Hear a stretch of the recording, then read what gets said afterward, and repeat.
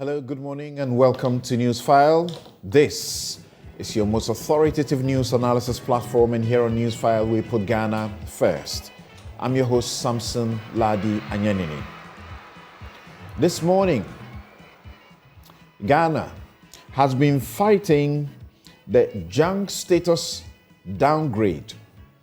Its economy, it's suffering in the hands of two rating agencies, S&P and Fitch.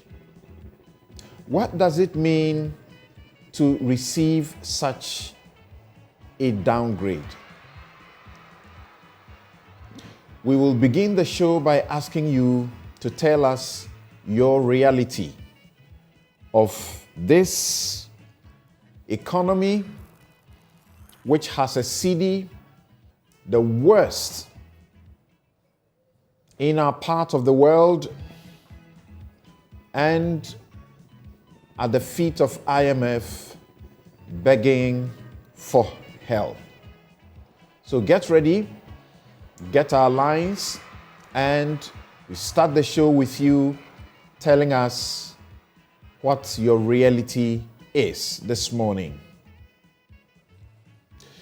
The Office of Special Prosecutor versus La Bianca Company and the Customs, that's the Customs unit of the GRA.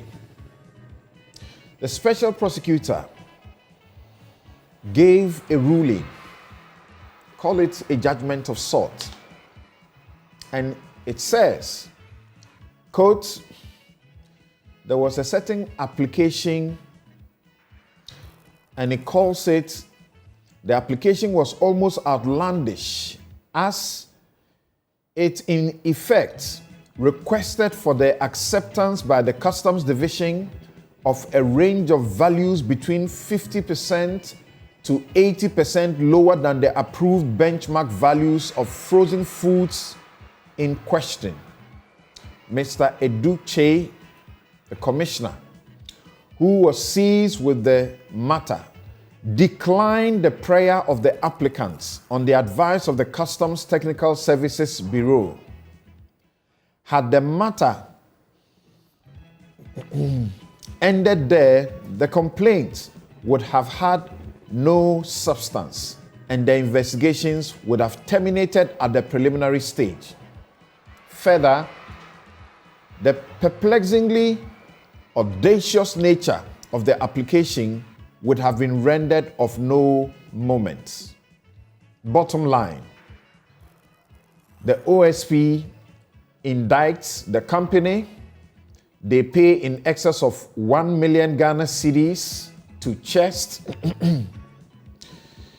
the CEO of that company, a member of the Council of States, and on the board of the GPHA.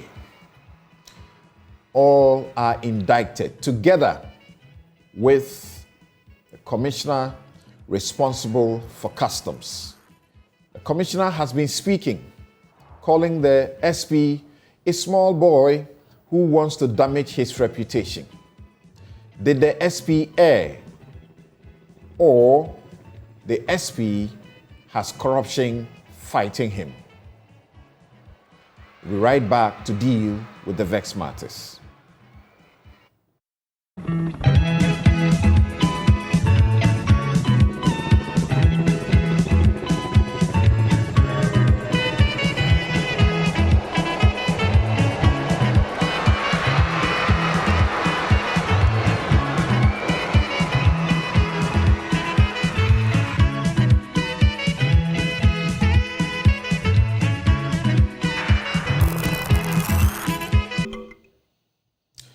And this morning, my take, I title it, Help the Poor Get Legal Services.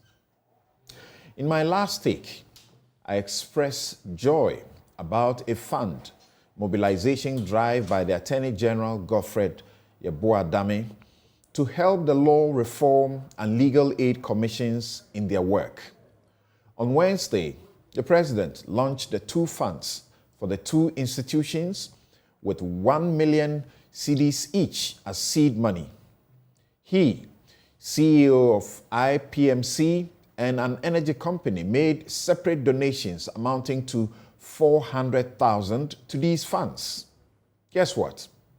Many shook their heads in utter disbelief when chairman of the Legal Aid Commission Board, Justice Nene Amegache, disclosed that the commission was allocated, listen, 7,000 Ghana cedis for the whole of 2016 for its critical access to justice program.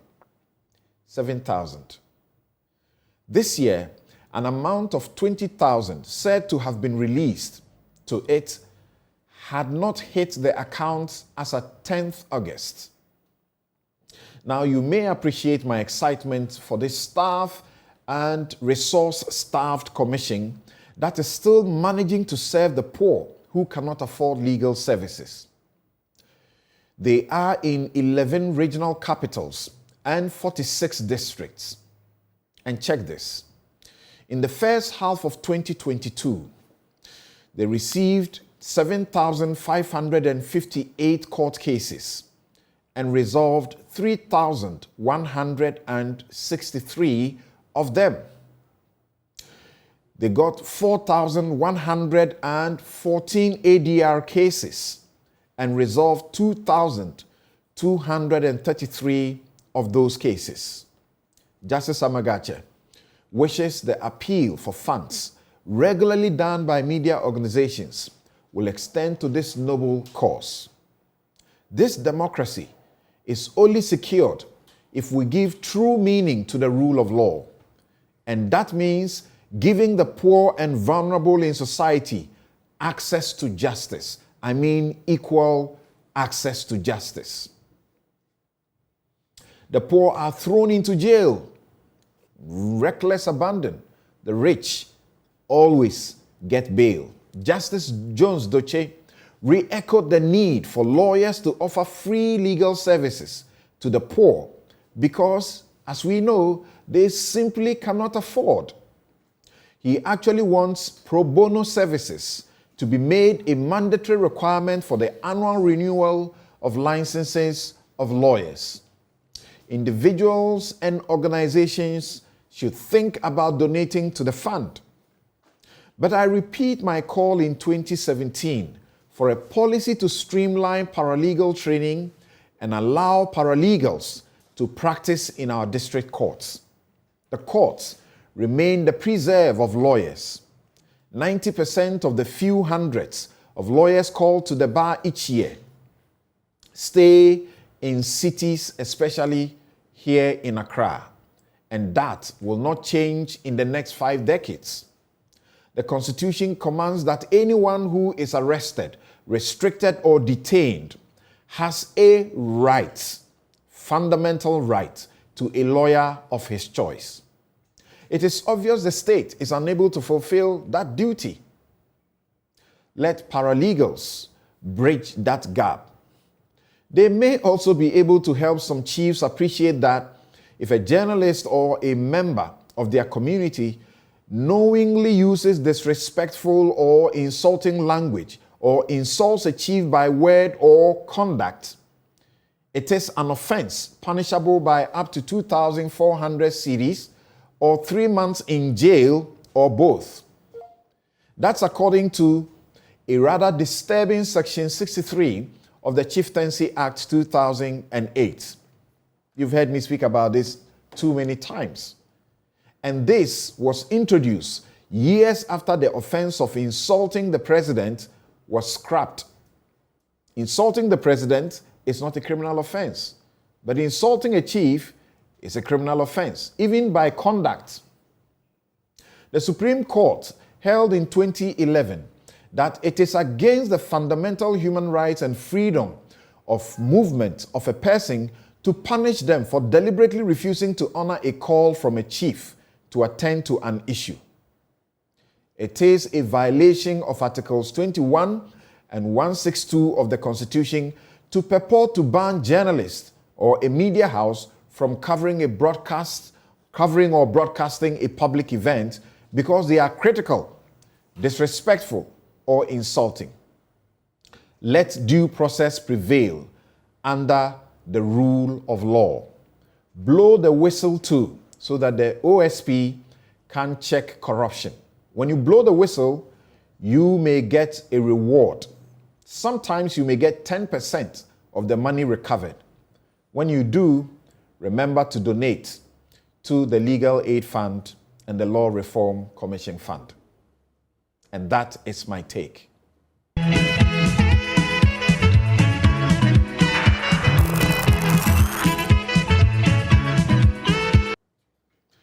You're welcome back. This is Newsfile. It's your most authoritative news analysis platform. And here on Newsfile, we put Ghana first. Now start working your lines. Call us. Let's know your reality.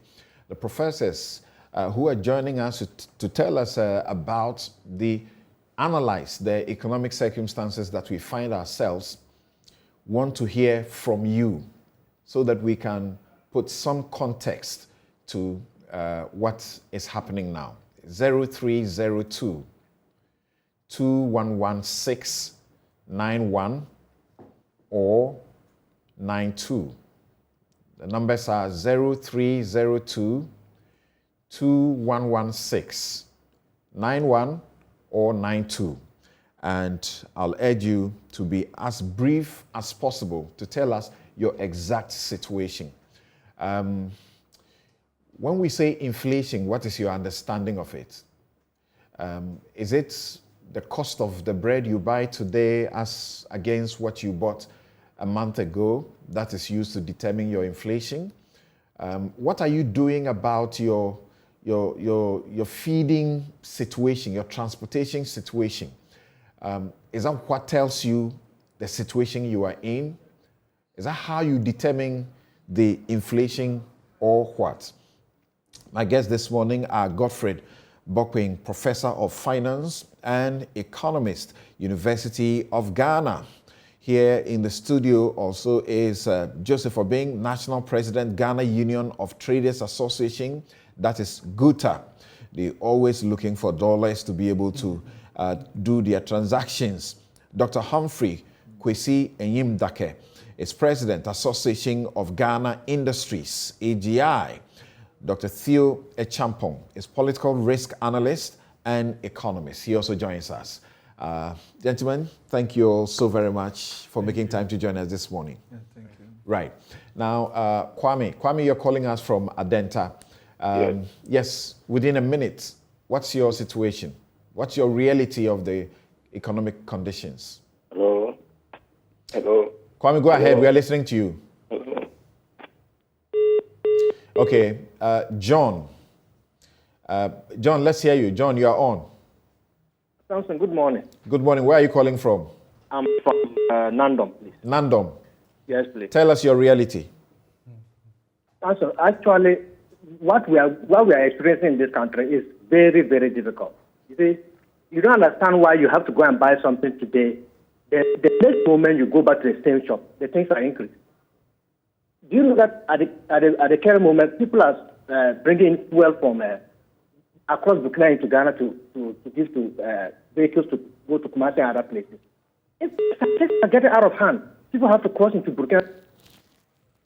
Okay, so when you call, tell us about your circumstance. Thank you. Brahima, you're calling from Jamestown. Let's hear you.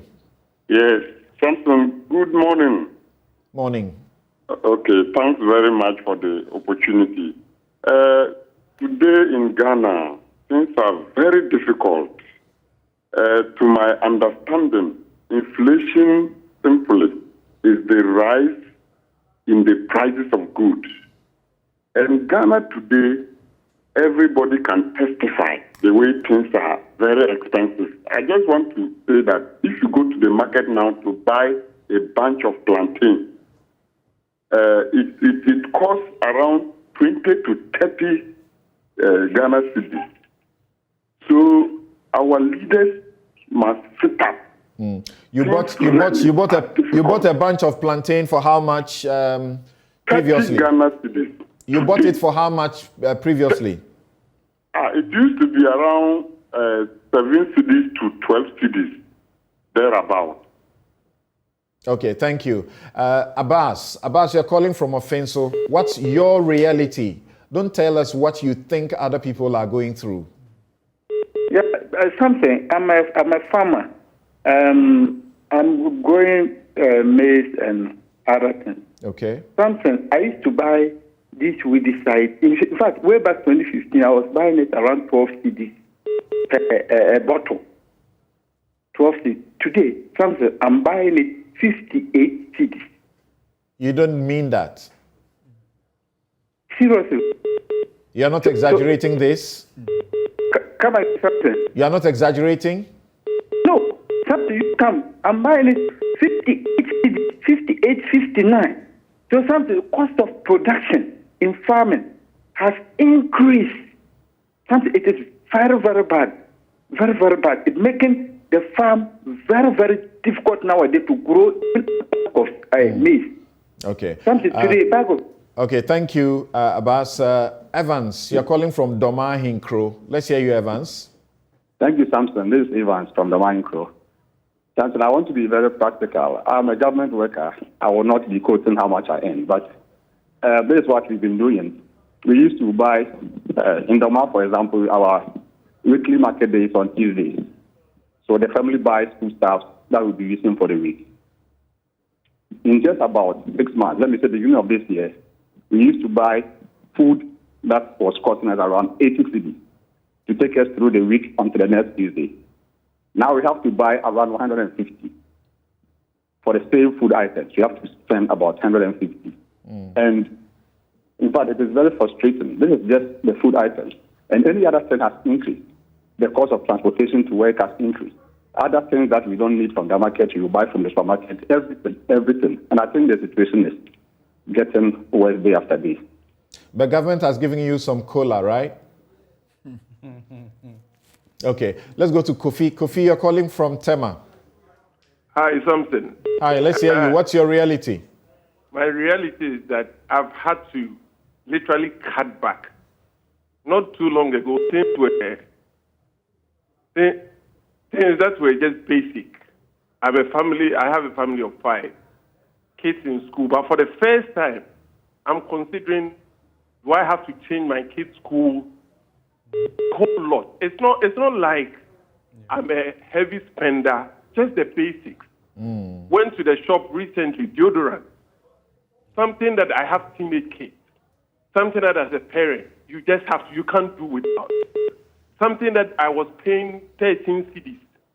The last time I paid 32 cedis in a shop. I thought this is unreal. I came home complaining to my wife, and my wife said, yesterday I bought it for the same thing, 35. So I had to just start. And I'm thinking, what's the society that we're talking about a matter of months? Things has literally doubled, not 50%. We talk of inflation being 31%. But if we are going to be very honest with ourselves in this country, everything has shot up, not less than 50%. But how much salaries are people taking? My salary, and I'm a middle-income earner, I'm not down there. I've had to now ask myself, do we turn off this light? Like basic things that I never used to worry about. Okay. Now, provisions, what we term provisions, groceries. Okay, so let's go to Ni. Ni, you are calling from Asylum Down. Yes, something. So I have dogs in my house, and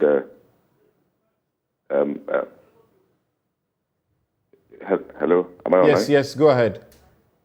Okay. I have dogs in my house, and 2 dogs. Currently, I can't feed them.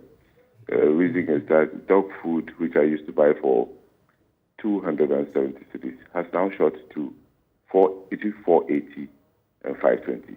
Now, the problem is that I'm torn between giving those dogs out, all right, or killing them, because feeding them has become difficult. 2, you will need to kill them because these bad guys are around. You don't have dogs, and situations are hard. Conditions have become terrible, difficult. So they'll come robbing you. That's a reality. All right. That is one of many problems with somebody like myself. Thanks for sharing your reality. Patrick, you are calling us from Germany. Patrick, let's hear you. Thank you, Samson. Unfortunately, you are talking about Ghana crisis, but I want to let us know about globally. For instance, here in Germany, what I was buying oil like 89 cents, it's now almost 2 euros. A reality. You can Google it and see. Potato, the kilo we were buying 2 euros.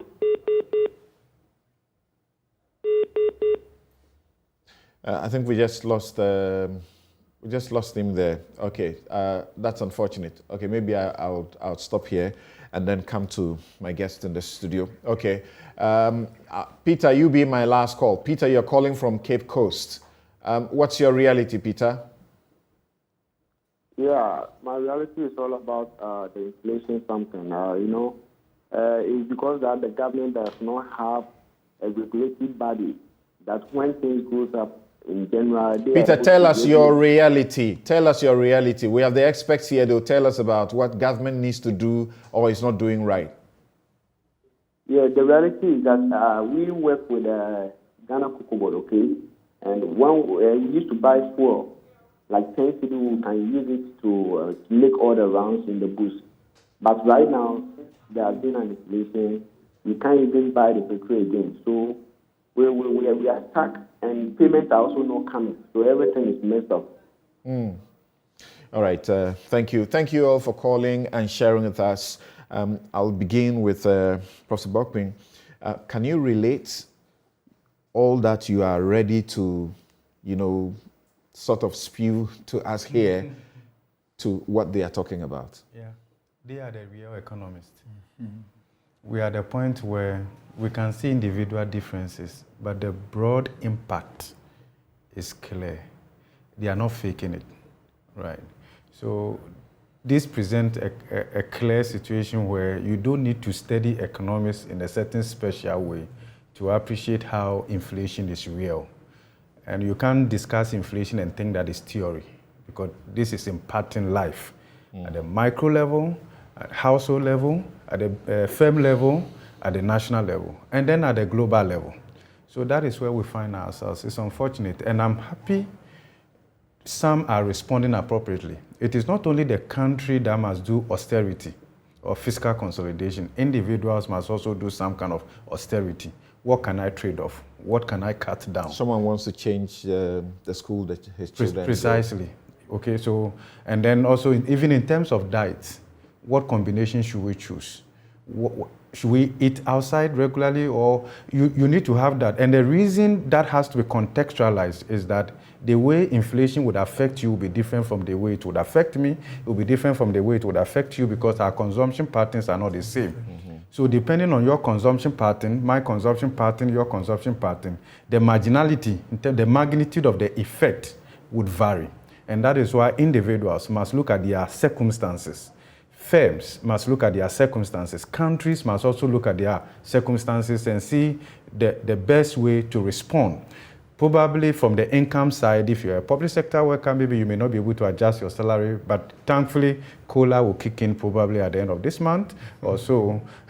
Of course, if you add that together with the increment we had at the beginning of the year, the real wage is still negative, right? So, but of course, you are being met halfway. Then you have to focus a bit more on the expenditure side, right? And align your lifestyle, see necessities. This is not a time you confuse want with needs, right? You have to measure on your needs, right? And see what you can trade off somewhere along the line. Some kind of coping strategies that we all have to develop and all of that. And I believe that whilst you do all of this, remember, for us in Africa, we are like Liverpool. We never sleep alone. We never walk alone. We grew up in a congregation. You must still do that kind of a family social responsibility, because there are so many. In fact, others are impacted much more. That's right. Than people. So some of the people who are complaining here, somebody will wish they had even a quarter of that. So let's still bear in mind that the socially excluded, the marginalized, the less to do in society, they must still find some space within our budget rigidities to be able to keep body and soul together in difficult times like this. It will only work well if we are able to pull everybody along. It is not sufficient to say, I'm okay, and all of that. So how does the reality hit you when you buy fuel?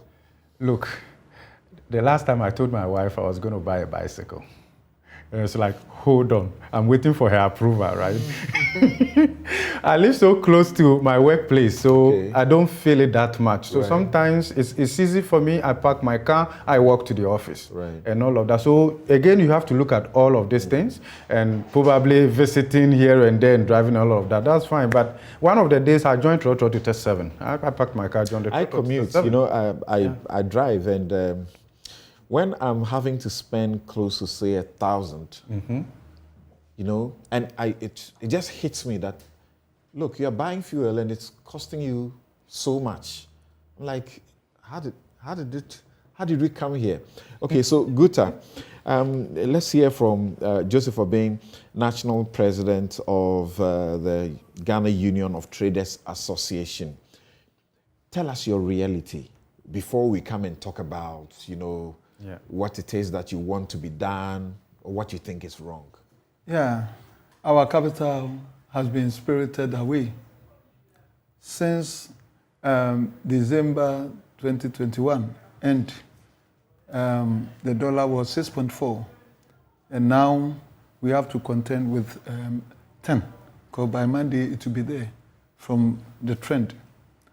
And so it means that my capital would have been spirited away by above 40%.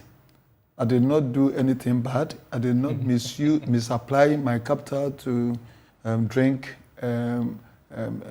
wine or a cheese for women, but the capital is spirited away. And that's the rarity that we are facing. Means that the thing you bought for 100,000 about a month ago, you need about how much to buy today? So let me tell you, my goods arrived. My capital, my working capital is 640,000, and it was converted to $100,000 in December 2021. That's beginning of this year. So beginning of this year, my goods arrived. I've sold, because it takes me about 5 months to dispose all my goods. Now I'm going to buy the goods. I have to go and find.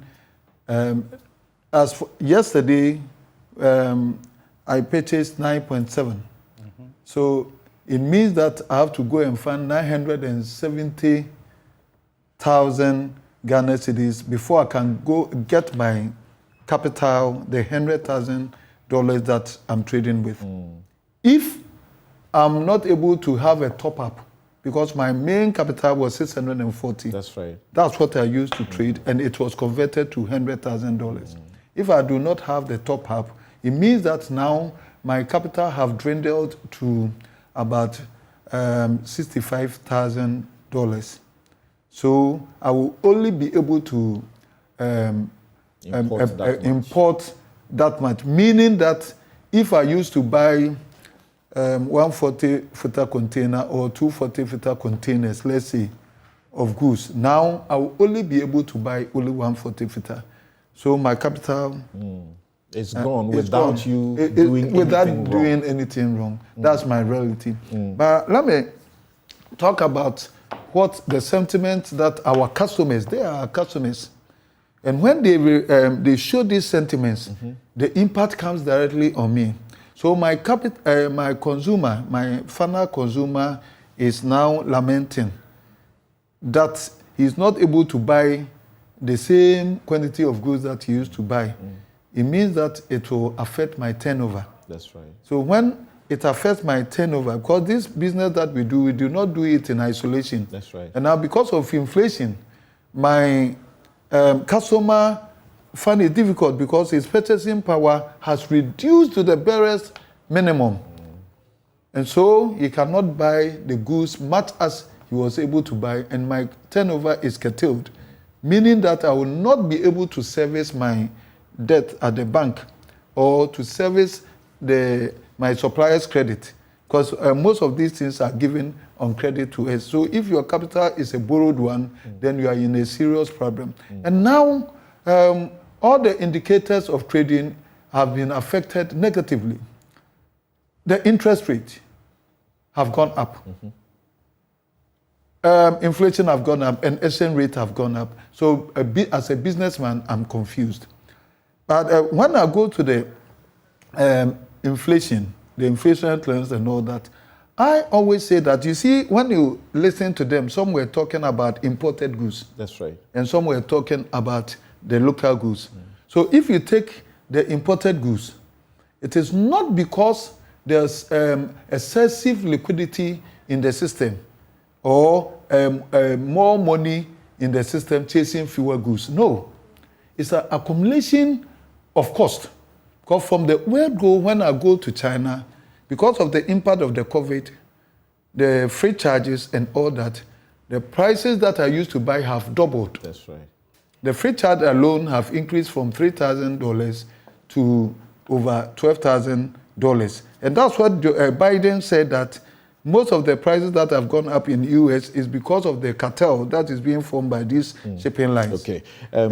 So let you hold on for now. Let's go to Dr. Humphrey Kwesi-Enyim-Dake, President, Association of the Ghana Industries. What can you tell us about your reality? We just want to get down to know what the real problems you are facing are before we begin for you, the same people, to tell us what the solutions will be. All right, thank you, Samson, and good morning to colleagues in studio and out. Yes, the reality is that on our production lines, we have drastic increase in various cost inputs. And therefore, we have no other choice than to translate it to our final product that goes to our customers. Secondly, on our logistics fleet, we've come to the realization that the volume of product we move around has also dropped. So that it tells you that the extent of imports on bulk products has gotten a hit. And I presume when we proceed, we will tell you that the volume of businesses has also dropped. And I can also go on to say that, so on that space, we see a bit of contraction in the extent of operations of our customers. And there are real challenging issues that we see in there. And then finally, I also add to it that the cascading effect of this exchange rate or the rate of depreciation is also worsening the plight of planning and also giving credibility to our international lines that we use in trading. So we are really exposed, and as much as the country is also being downgraded, private sector players that enjoy international credit lines either are being cut or being eliminated totally, and therefore its implication in the business space is severe, and we really need to sit up. Thank you. How are your members? How are they, as it were, managing the circumstances? Do we have situations where some are beginning to fold up already? That might be an opportunity to seed out your market share if you choose to fold up. Rather, you realize that multinationals and that have sister companies in other jurisdictions will then fall on their partners and possibly bring in finished goods instead of producing it here. So therefore, it adds further pressure on the city. Technically, that is not their modus operandi. So they will not fold up immediately. They don't seek to seed out their market. They will rather find other means to keep their market share by importing finished product as against raw materials to be processed. Others are now going on the market to compete with other stakeholders in getting the dollars. And therefore, you need to jack up your pricing. You don't fold up, you increase pricing and make adjustment for your labor, and then hope that someday the right things will be done to keep you afloat. All right. Thank you very much. Dr. Theo Champong, You have been reminding us a bit of what happens if the fundamentals are weak. You spend the whole week tormenting us over that. So from where you sit and from the interactions that you have with business people, what is going on?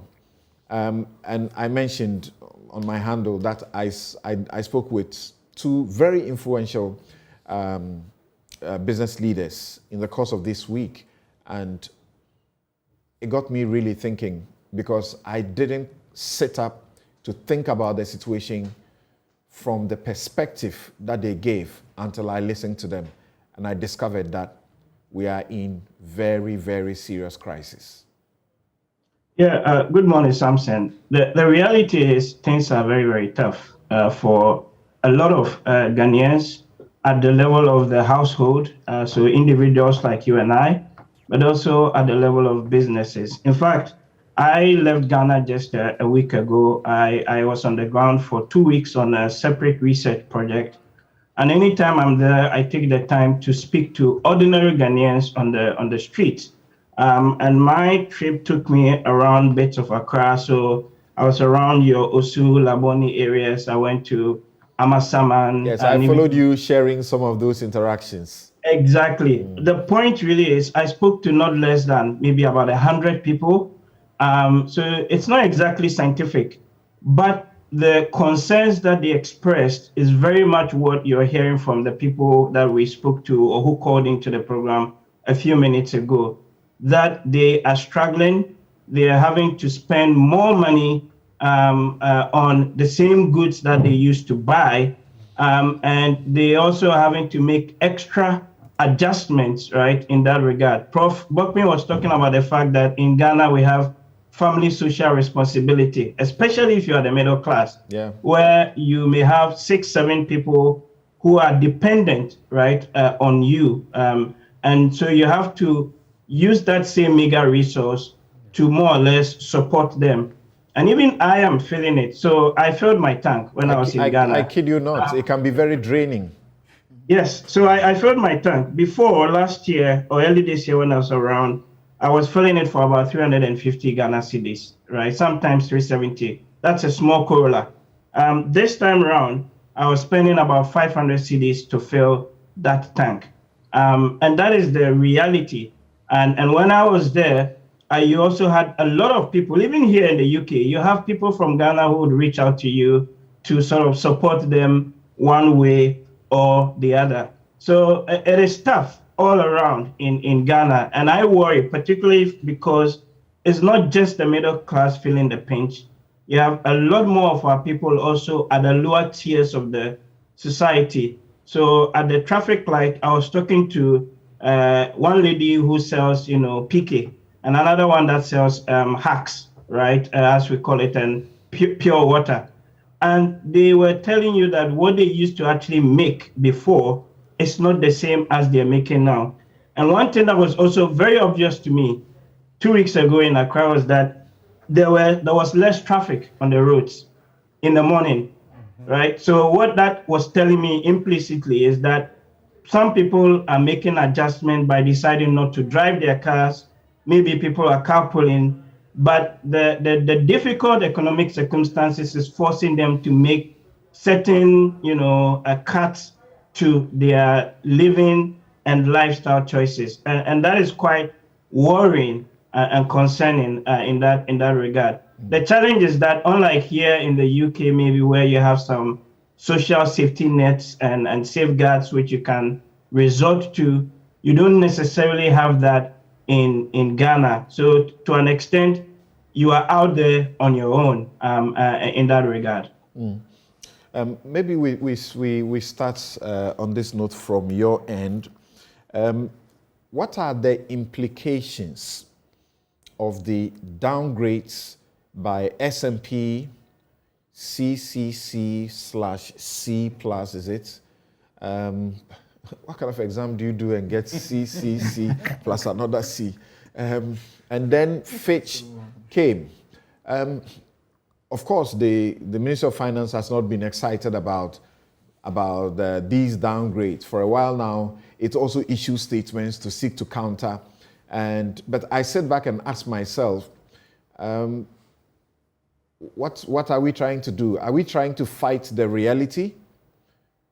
But what are the implications of this for us, particularly at this time? Yeah, so before I come to the implications, remember that the first downgrades that we saw earlier this year, especially the Moody's one, the Ministry of Finance actually issued a very strongly worded statement, more or less criticizing that downgrade and disagreeing with it. If you look at the last two downgrades from S&P and Fitch, and you read the similar statements that have been issued, they use a much softer word, that they are disappointed, quote and unquote, in that regard. So you can actually see a bit of a shift in terms of the tone, and also the fact that this recent downgrade or of the sovereign rating or the sovereign debt of the country pretty much in a way reflects some of the reality. And the reality being that particularly, for example, for Fitch, they decided not to downgrade Ghana at the beginning of the year. They said that they were actually going to wait to see if the new revenue measures like the e-levy and things like that will kick in. And as we all know, it has really not performed as much as we expected. Secondly, the mid-year budget that was read by the finance minister only a few weeks ago, many of the market participants that I have interacted with pretty much are saying that the budget is not credible. And I'll explain that in a moment. To the extent that the numbers within the budget, like the deficit numbers that the government expects to attain at the end of this year of about 6.6%, they already have done more than 5.6% of it by this year. And so what that tells you is that 1% gap that is left, you have to make significant cuts to your public expenditure if you want to be able to meet those targets. So all those issues pretty much have led to what we've seen with the downgrade. And again, remember that this recent downgrade by Fitch and Moody's is the lowest we have had as a country for the last 20 or so years since they started rating us. Historically, we have been between the B category, and they are like B plus to B minus. So it ranks on a scale of A to D, A being the best, D being a default, and anything in between. And if you go back over 20 years, we have been in that sort of B category, and now we've actually shifted one level below to a C, which is almost close to or near to a default category. So that is, in a sense, where we are. The question then you ask is, what does that mean for you and I?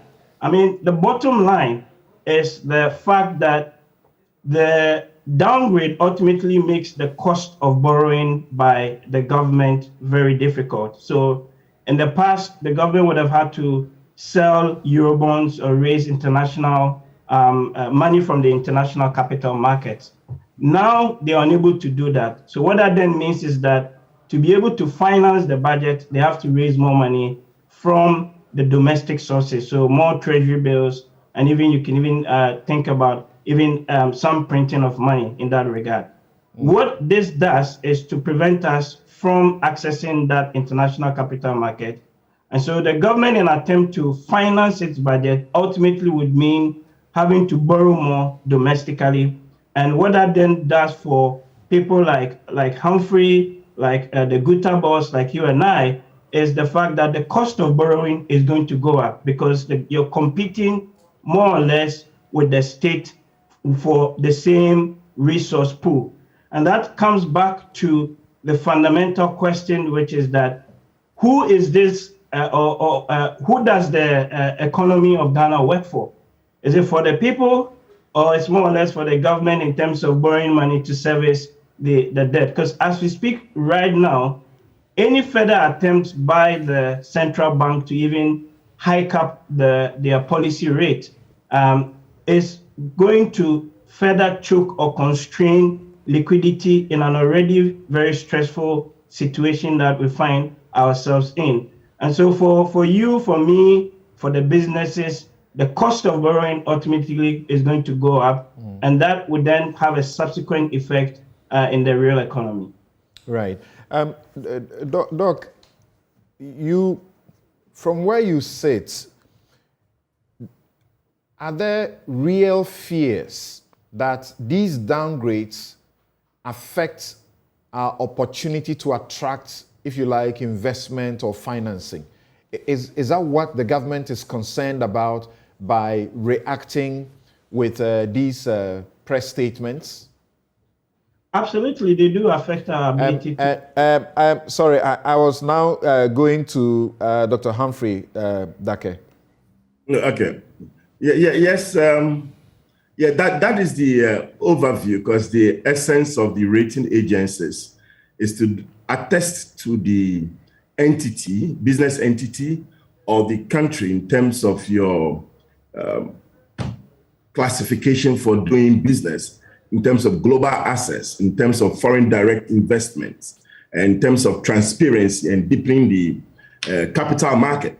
So if these institutions that give you that attestation of your good standing and your capacity to meet your obligations have contrary opinions, of course, that will be a big worry to the state or the business entity, its ability to attract the right foreign direct investments into their various businesses or financing into government infrastructure projects and other related ones. So that is the biggest concern. And it is clear in the concerns of the access to the euro bond market and how that stream of income that used to come to support government's operations has been impaired, and the consequences as we see going forward. So yes, it is very critical to government, and so it is critical to private sector operators. And I did state in one particular concern that most bulk imports that get assistance or FDIs for imports, and I can mention fertilizer, you could go into the petroleum products, go into other bulk products like clinker and what they call soya beans. Most of these enterprises depend on their international partners. So if you are that exposed, if you even get good transactions going, your pricing will change in terms of your risks, because the ability of the enterprise to dispose of the goods and get the dollars and repatriate to the funding agencies are all within the context of the country's risks. And therefore, it is very critical to an entity that is doing big business. That look, once the country has been downgraded, these implications we can say in the common parlance that we became used to or familiar with, I think it was 2015 thereabout, when government was saying we were talking down the economy, and the things we say, even as we sit on radio discussing the economy, have an impact on the economy itself. This is what Fitch and these rating agencies are doing. Is that what it is? And what can be done about that? Okay, so in that space, when you listen carefully to the Fitch report, and on the economy, they gave it a negative outlook. And the said negative outlook comes with such implication as I'm explaining. In the case of talking down on the economy, where speculators are then driving the exchange rate dynamics, there is an element where we believe that at some stages, the extent of the dramatization and sensationalism could play a part in talking down the economy. But today, the reality and the evidence is everywhere that you can see that the rate at which the depreciation is going on, the rate of which pricing is going on, the real impact at the port of entry. When you go to Tema Port, in recent publication, the Director General indicated about 30% drop in bulk imports. That is evidence. When you chase it down to the institution like the buffer stock or the contractors, you realize that their bills are not being paid, and you could trace it to that inability of the institutions to raise funding to pay that. Those are hard evidence that you could see in the value chain as against speculative issues. So these are very concrete issues on the ground. Thank you. Thank you very much. You're here on Newsfile. This is your most authoritative news analysis platform, and we're discussing what your reality is as far as the downgrades are concerned and the city's, behavior, unrestrained fall, and performing the worst in our part of the world. And my guests are Professor Godfred Bokwing, Professor of Finance and Economist, University of Ghana. Joseph Obeying is National President, Ghana Union of Traders Association, GUTA. Dr. Humphrey Kwesi Ayimdake, you just heard a while ago, is President, Association of Ghana Industries, AGI. Dr. Theo Echampong is political risk analyst and economist. Now, let me return to the studio and let's have Professor Bokwing speak to us about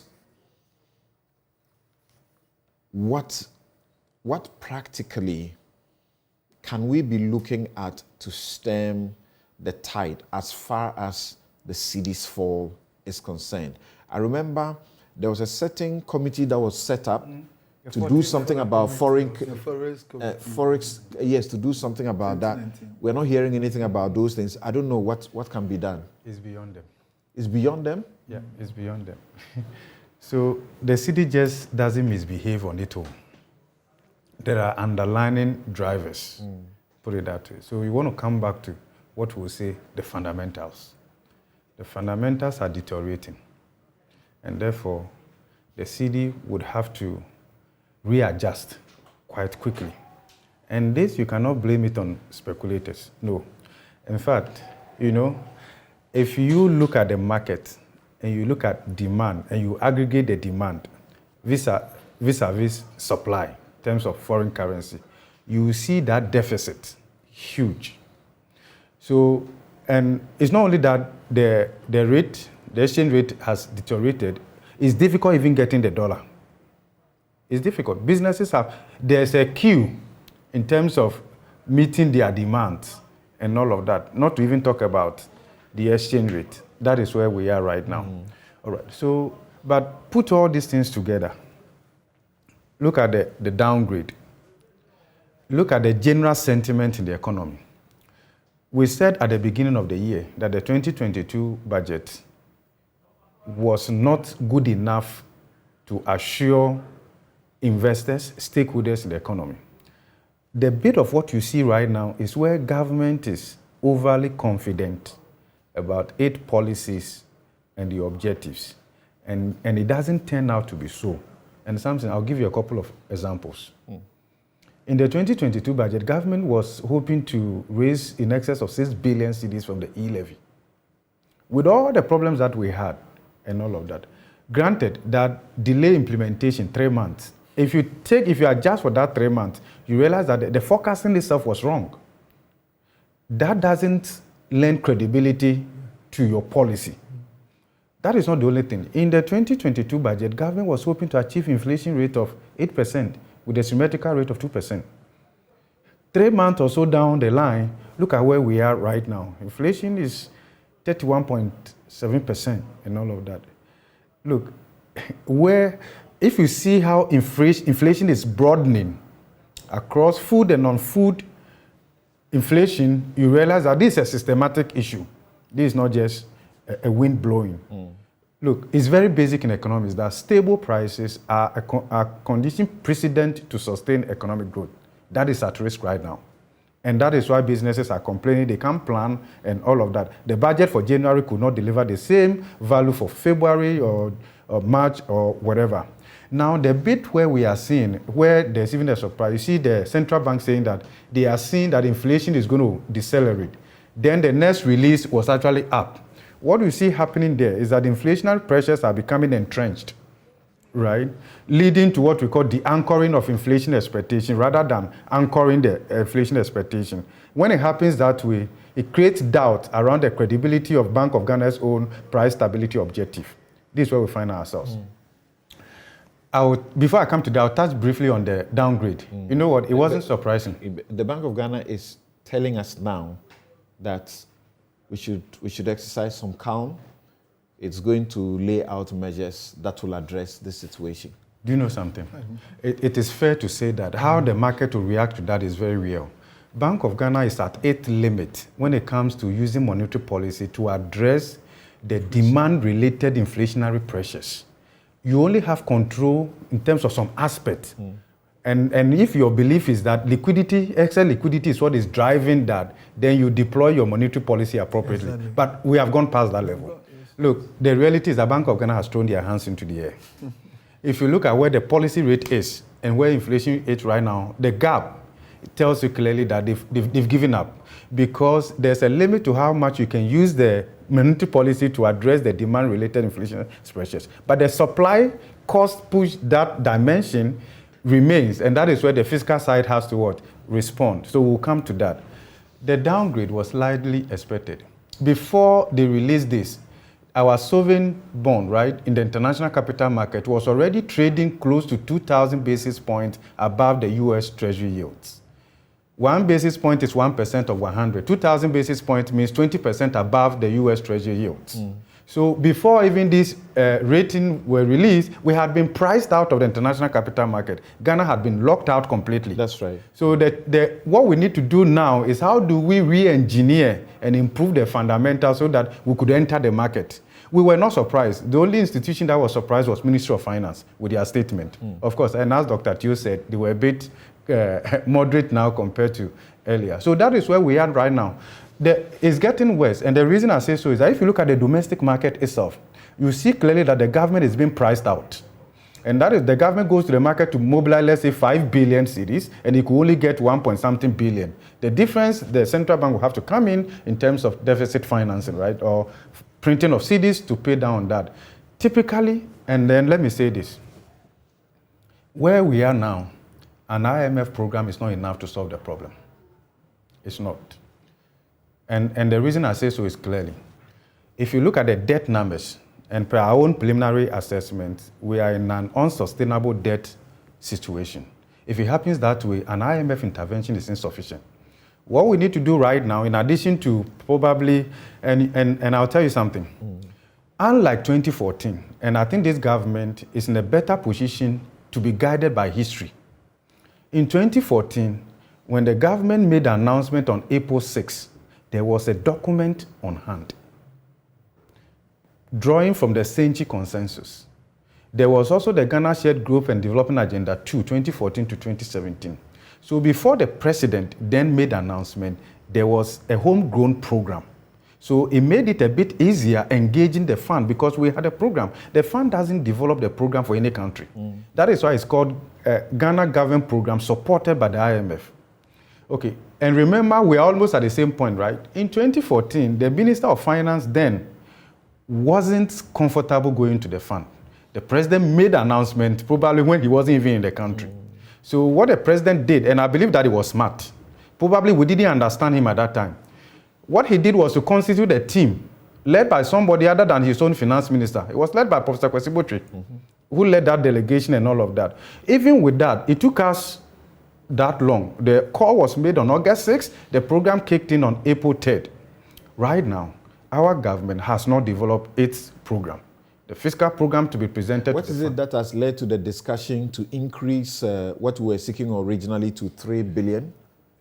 Look, way back in February, when we did our forum, right, we said that we could get up to $3 billion. You look at the SDR and the computation and all of that. Okay, so that we knew that long ago. If this was realized a couple of weeks ago, we can forgive them, right? So, and even if you get the 3 billion, it's not enough. This year alone, if you look at our outflows in terms of debt level, we are looking at close to 3 billion alone. Next year, we are looking at around 2.8 billion and all of that. So it means that the 3 billion alone is not enough. That's why I was saying that. In addition to that, government will have to start some kind of debt restructuring negotiation with key investors to make sure that the two go together in a certain way and all of that. So that is where we are now. So back to this. Confidence is wounded. there is very little trust, and I wonder how many people listen to the finance minister when he speaks. That's very important. Look, it will be helpful for the Minister of Finance to take a back seat. It will help in terms of the confidence building, and we don't need to... Now you are getting louder voices even within the government for him to check out. We've heard from Kwabena Japan, who says it's just untenable for Furiata to continue to be there. Kojo Mpieni has said the same thing.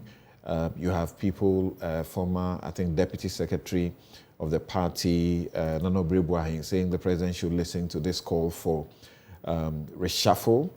There are those who say that even the budget he presented recently and his pronouncements, people are not able to take them because he's in a place where they can't take the assurances he gives. That's just the point. How is that part of the solution to, the hole in which we are? There are some changes you make because, you are not the only stakeholder in the economy. There are several stakeholders in the economy. And consistently over a certain number of years, you see a certain push that oftentimes is at variance with reality.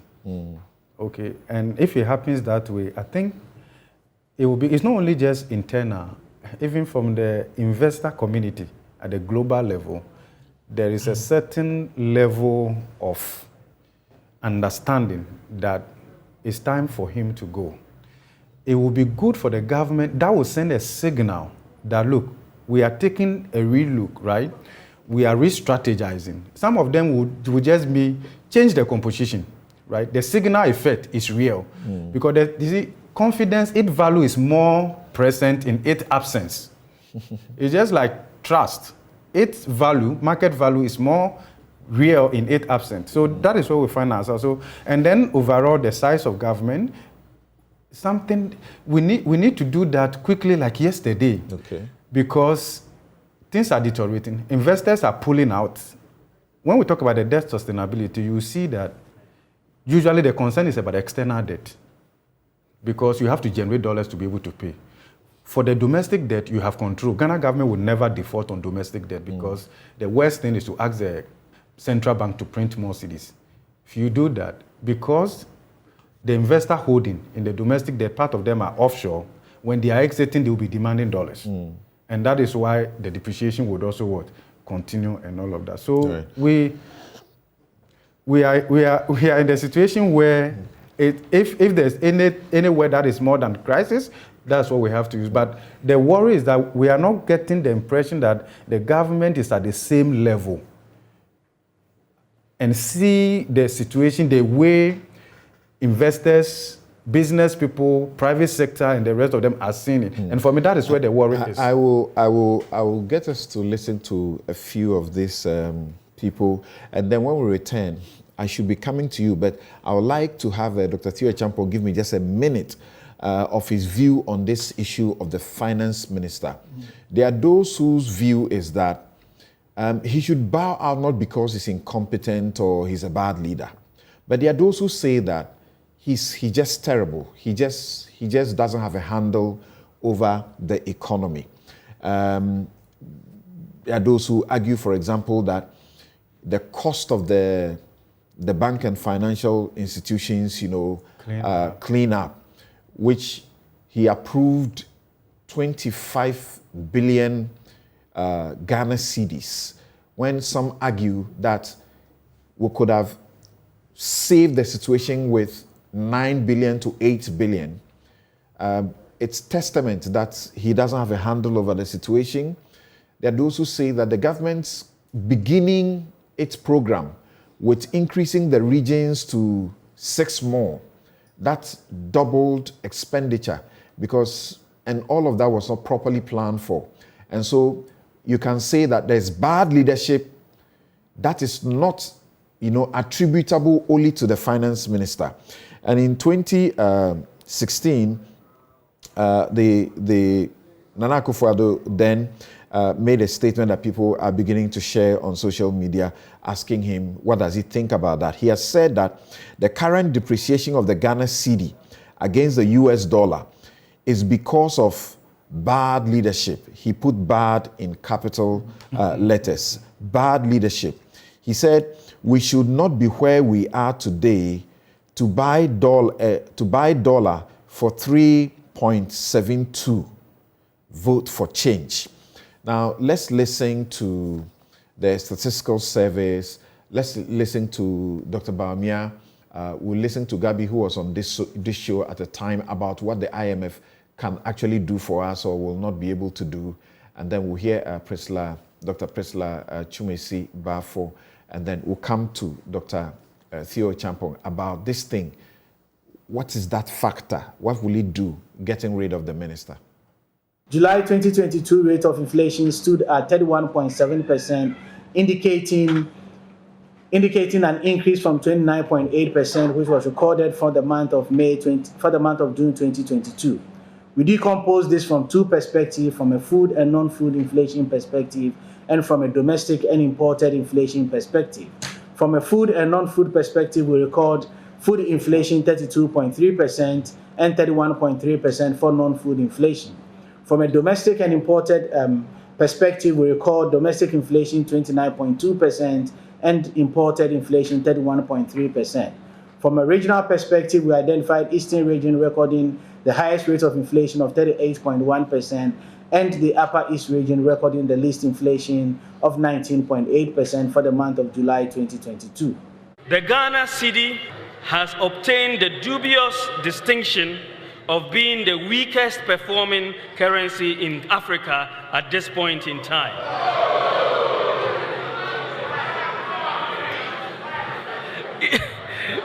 Interestingly, the NDC Green Book claims exchange rate stability as one of their unprecedented achievements.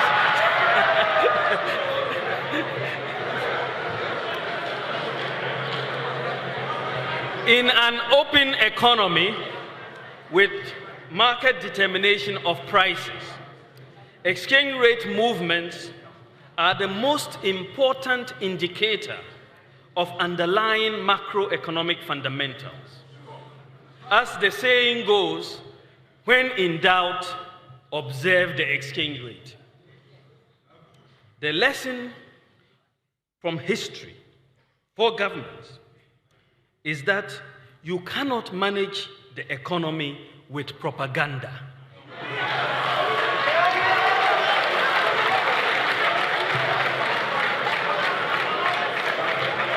In fact, you can engage in all the propaganda you want, but if the fundamentals are weak, the exchange rate will expose you. The type of free fall that we are seeing with the cedi exchange rate is a vote of no confidence by market players in the management of the economy. The bottom line, we are going to the IMF because we have been reckless. We have been to the point of even what one could allege criminality in some regard. Okay, so let's not go back to that debate. Yes. The 100 million is coming. Yeah. Should we not look at that as some good news? At least the claim that it will help to stabilize the cedi, it will bring some confidence in the economy, and these are the things we need to keep the economy running. You see, if you look at, if you don't deal with the cause, then you may forget that you shouldn't have been here in the first place. And you know, what is the good news? At what cost? One, they say they will remove all subsidies. Whether the subsidies are targeted at the poor or not, those subsidies are going. IMF are not necessarily interested in economic growth. IMF, their policies have never been to, as it were, help you create jobs. It is to make sure that, look, you can pay your debts, okay? And paying debts doesn't necessarily directly benefit the Ghanaian. Because look, in Argentina, they've stopped them from even, they have to cut down the salaries to what? Doctors and teachers. In June, If you're not careful, what's happening with the doctors? They're going to go on strike. No, we have assurance from the government that the service conditions will be provided by then, so there will not be any problems. Assurance? Oh, really? From which government? They're working on it, the government. This government? Yes. Assurance? Really? You ask yourself, where has all the money gone? And what is happening is that we are spending more and more money to pay our debts rather than investing in capital expenditure or capital projects that will create jobs. So you are looking at it, the IMF will not create jobs. The IMF will not make sure that the salaries match up with inflation. IMF will make sure that hopefully, the reckless spending will go down. And I think that's the positive aspect of it. Okay. The issue is for the central bank to be able to have a hang on the free fall of the cedi.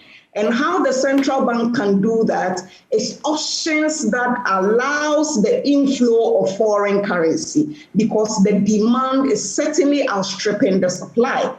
When you look at handles for earning foreign currency, where is it coming from? And those are the issues that needs to be explored. And when we are exploring that, we also need to keep our eyes on the persistent demand for the, the dollar.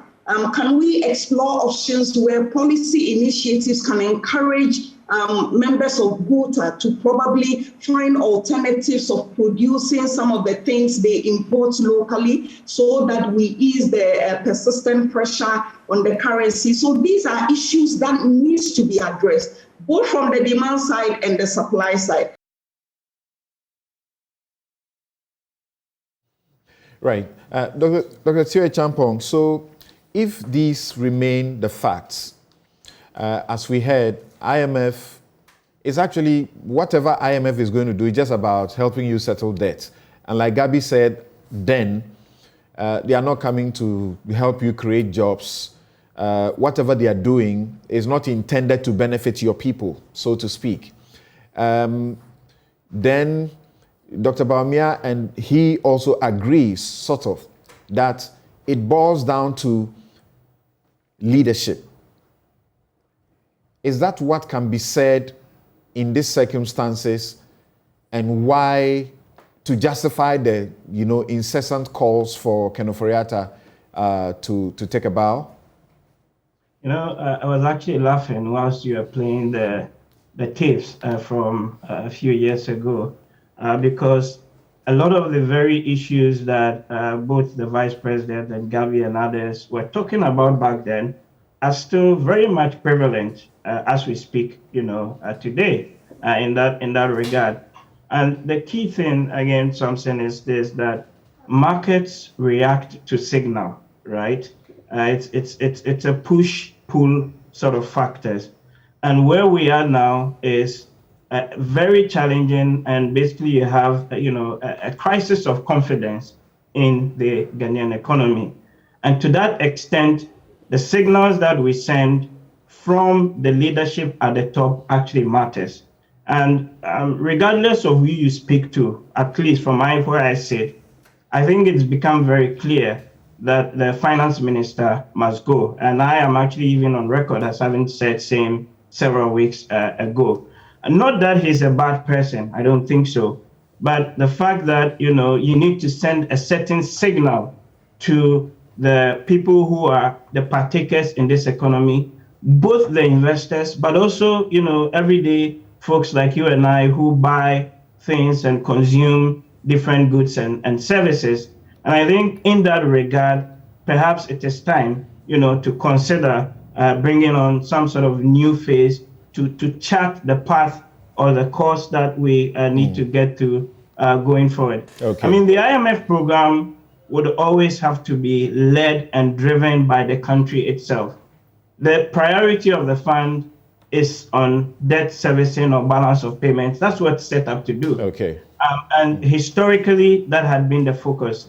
Although in the last couple of years, or probably about a decade, the tone of the engagement, even of the fund, seems to have shifted a bit to broader conversations about how do you grow your economy and how do you reduce, poverty and inequality within the system. And you can see that even in just the last program that we were in, they were able to safeguard some of the social safety nets, so like the LEAP program and things like that. So it is not wholly or entirely true that the fund itself in contemporary times is just focused on debt servicing. There are other factors that needs to be taken into account. Lastly, I think there was a graphic that I showed to the producer to put on the screen, and it goes back to this exchange rate issues, which Dr. Banya, made a point that says that when we're in doubt, we should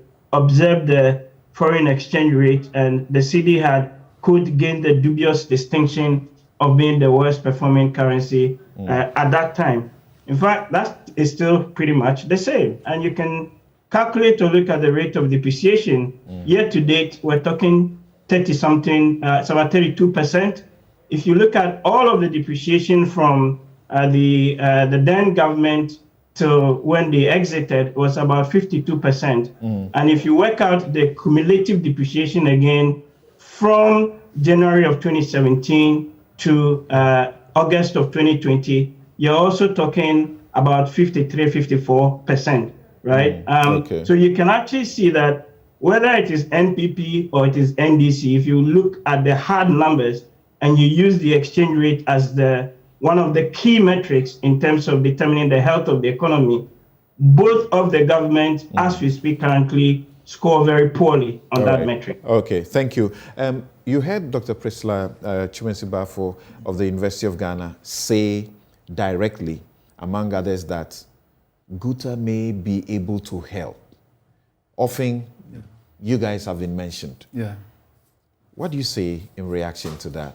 Yeah. And once it's done, finally, I would like us to, all of you, to tell us how the government or the managers of the economy should prepare us for what it is that they are doing to, manage the situation. Because as we have heard, it will get worse before it gets better.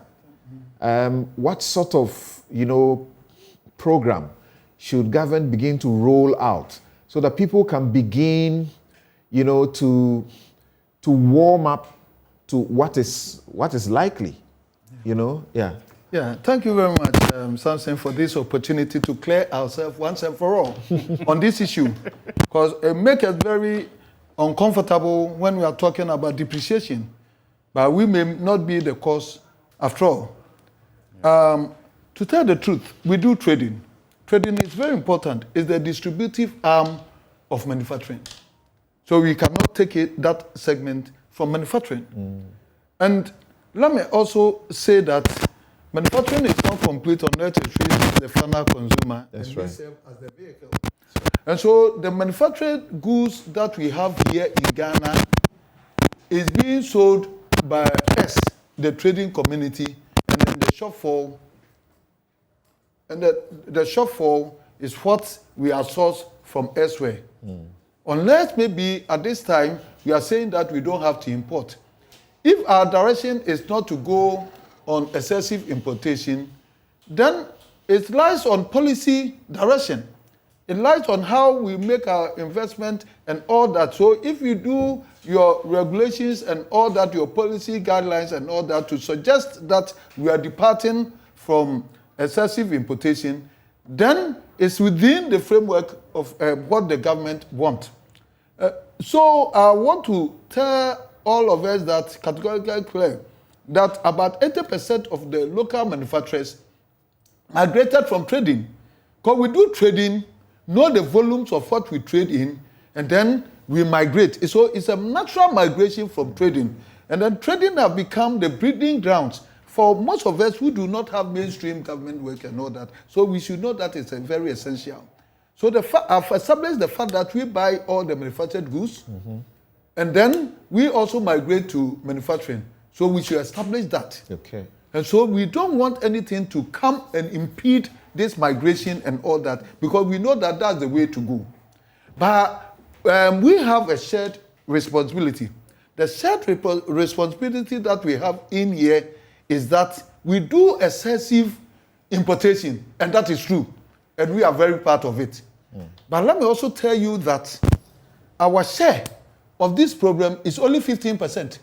Yeah. All the traders, the importers from northern region, Brunafo region, Ashanti region, Western region, Greater Accra region, Central region, the importers that go to Dubai, to Turkey, to China and all that. You know that some of us go to China or Dubai and then we consolidate. About 20 people consolidate and bring only one 20-footer container or 140-footer container. Are you aware of that?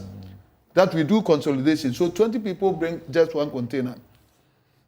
The bulk of importation here in Ghana is those institutional imports that is being done by these multinationals. 85%. So much as you are telling us to migrate into manufacturing, I've told you that that's the natural progression. But the same cannot be said for these multinationals. Why are we shying away from using our investment law to contain and curtail importation? It's so easy. Why don't we do that? That you tell me, the trader, the indigent, that patronize made in Ghana goods, and I've confirmed and told you that we have the shops, and then we patronize the made in Ghana goods, but you cannot do the same for the foreign foreigner who has come, the foreign expatriate who is doing the supermarket. That your investment law should guide this supermarket to have a shelf life about 30% of local made goods, and that our investment law cannot do. That we have opened our investment to trading so that it's derailing the effort of local manufacturers. And that is so huge to the extent that you do not also allow them to bring correspondent funds that they will use it to import these goods. All that one need as a foreign entity, a very big entity at that, is to show an evidence of investment of 1 million in goods. And so little times cash is shown. So the person just gets the GIPC certificate with just an evidence of 1 million investment in goods. And then the floodgates is open for dumping. That they bring in so many containers into the country and just repatriate the money. And at this stage, all that they need to do is to pack these dollars. They don't think about the value. So whatever amount that one gives to them, they take it. All right. Because he has no obligation and he has not actually invested any money. The investment law should be made so that having given him the license, then you tell him what money are you going to use to import these goods that you are going to bring. And then he said that this year I'm bringing 500 containers, isn't it? So the 500 containers, you ask him what is the value of these 500 containers. Then it's $10 million. Then he is supposed to bring the $10 million lodged at Bank of Ghana. It's not for government of Ghana. It's for him to use it to bring his own goods. Because his grandfather has not made any cocoa farm where that will bring this forest. For you to just give him open-handed opportunity. And then when they feed on your forest as vultures and hyenas and pythons and all that, you come and blame the local importer. It is not fair. So we have all the opportunity to use the investment laws to contain. Okay, that's a point you have made quite eloquently. Now, I'm coming to all of you to get a roundup, to begin to wind up. Now, Dr. Yimdake, we're being told of, I don't know, but it does appear that if you agree with that position, should government begin to roll out a plan to get people to begin to warm up? Is it where you also stand, that things are going to get even, dire? There are people who are saying, for example, that we are likely to experience fuel shortage, forex exchange crunch is imminent, and so on and so forth. Where do you stand, and what should be done? position. I called it the collective action. So in the space of the collective action, we need a clarion to rally around the flag to develop an enhanced domestic program with a political, so that we can together develop a good plan. My second stage is a concrete action. In the concrete action, you have programs and you have activities and policy-related issues.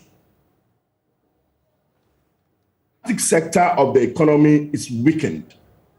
And one of the interventions that I'll table, I know my colleague will raise a concern. To the extent that the productive sector is weak, you might need to reverse the benchmark discount value to its original position. Secondly, you might need to go further to reduce import duty on industrial raw materials. Thirdly, you might need to, the tariff regime on the power should be biased to industry to stimulate and rejuvenate the productive sector. That is the basis upon which cash flow, revenue streams, all the targeted revenue models into the enhanced program will be credible. We cannot have a credible program if we cannot find a deliberate intervention for the productive sector to start. Thirdly, a demonstrable action plan where we need the executive to lead a demonstrable austerity measure, that can get everybody to buy in. And that we have stated a number of times. Yes, they have demonstrated a 30% reduction in their various salaries. I guess they need to do beyond that. That's the demonstrable action we need. When you say do beyond that, which other areas are you looking at? I've heard Kwabena Japan, for example, say that he's seen, a fleet of V8s fresh in town, and he doesn't understand why the government will be involved in such purchases. The need to reduce the size of government is still on the table. All right. So how do you ascertain that? We look for government deploying a very good monitoring and evaluation system to attest to the attainment of those figures and demonstrate to the populace that, look, the 30%, this is how far we've gotten. This is the evidence. That's why I use the word demonstrable action. Right. So I think that is what I'll go for, and to get the confidence of the people. The confidence in the system is so low. From a business barometer report conducted by AGI, we are at the most lowest point in our confidence assessment in terms of barometer report. So we need to call on government to do that demonstrable action. Okay. So yes, we will go through a bit of pain to develop the productive sector, and the value chain will pick it up from there. This is our position going forward. Thank you very much, Dr. Anyimdake, for that. Now, Professor Bokwin, for example, Professor H. Kwesi Prempeh makes this post. He says, Ghana's economy needs fundamental re-engineering, not financial engineering. Yes, I agree. Except to the extent that when you are done with the fundamental re-engineering, the financial re-engineering must also be aligned, because government overall economic strategy has to be financed. Okay, so that's why it's very... So what should we be doing? Are you also of the view that things will get even worse? Like, how worse can it get? Well, we don't want to get to the situation where we want to cite like Sri Lanka or others. In fact, these days when I pray for Ghana. When you look at the data and the outlook, it's a bit concerning, right? Even from BDCs, bulk oil distributors, from retailers, and all of that is huge. Even when we say let's build the productive sector of the economy, more than 70% of business input cost is imported. And when that happens, it means that even if you want to scale up the productive sector, you still need to demand more. If we were adding value to that and exporting, we would have been getting corresponding foreign exchange to that extent. But we are not doing much of that. But something do else. Do you think the Ghana Beyond Aid is a slogan? Oh, it's already beyond us. Okay, Ghana Beyond Aid is already beyond us. Of course, we knew from day one that Ghana Beyond Aid is not anti-aid or aid rejection. It's actually in need of more aid. From the Addis Ababa Declaration of Domestic Revenue Mobilization as a key to attaining the Sustainable Development Goals, we haven't done quite well. Historically, over the years, and I'm sure we'll get to that point with the Office of the Special Prosecutor in the issue. Over the years, we have not been able to collect sufficient tax revenue relative to the size of our economy. That's a big problem. Whilst that's a problem, we have been largely inefficient at the expenditure side also. I could just give you some few statistics.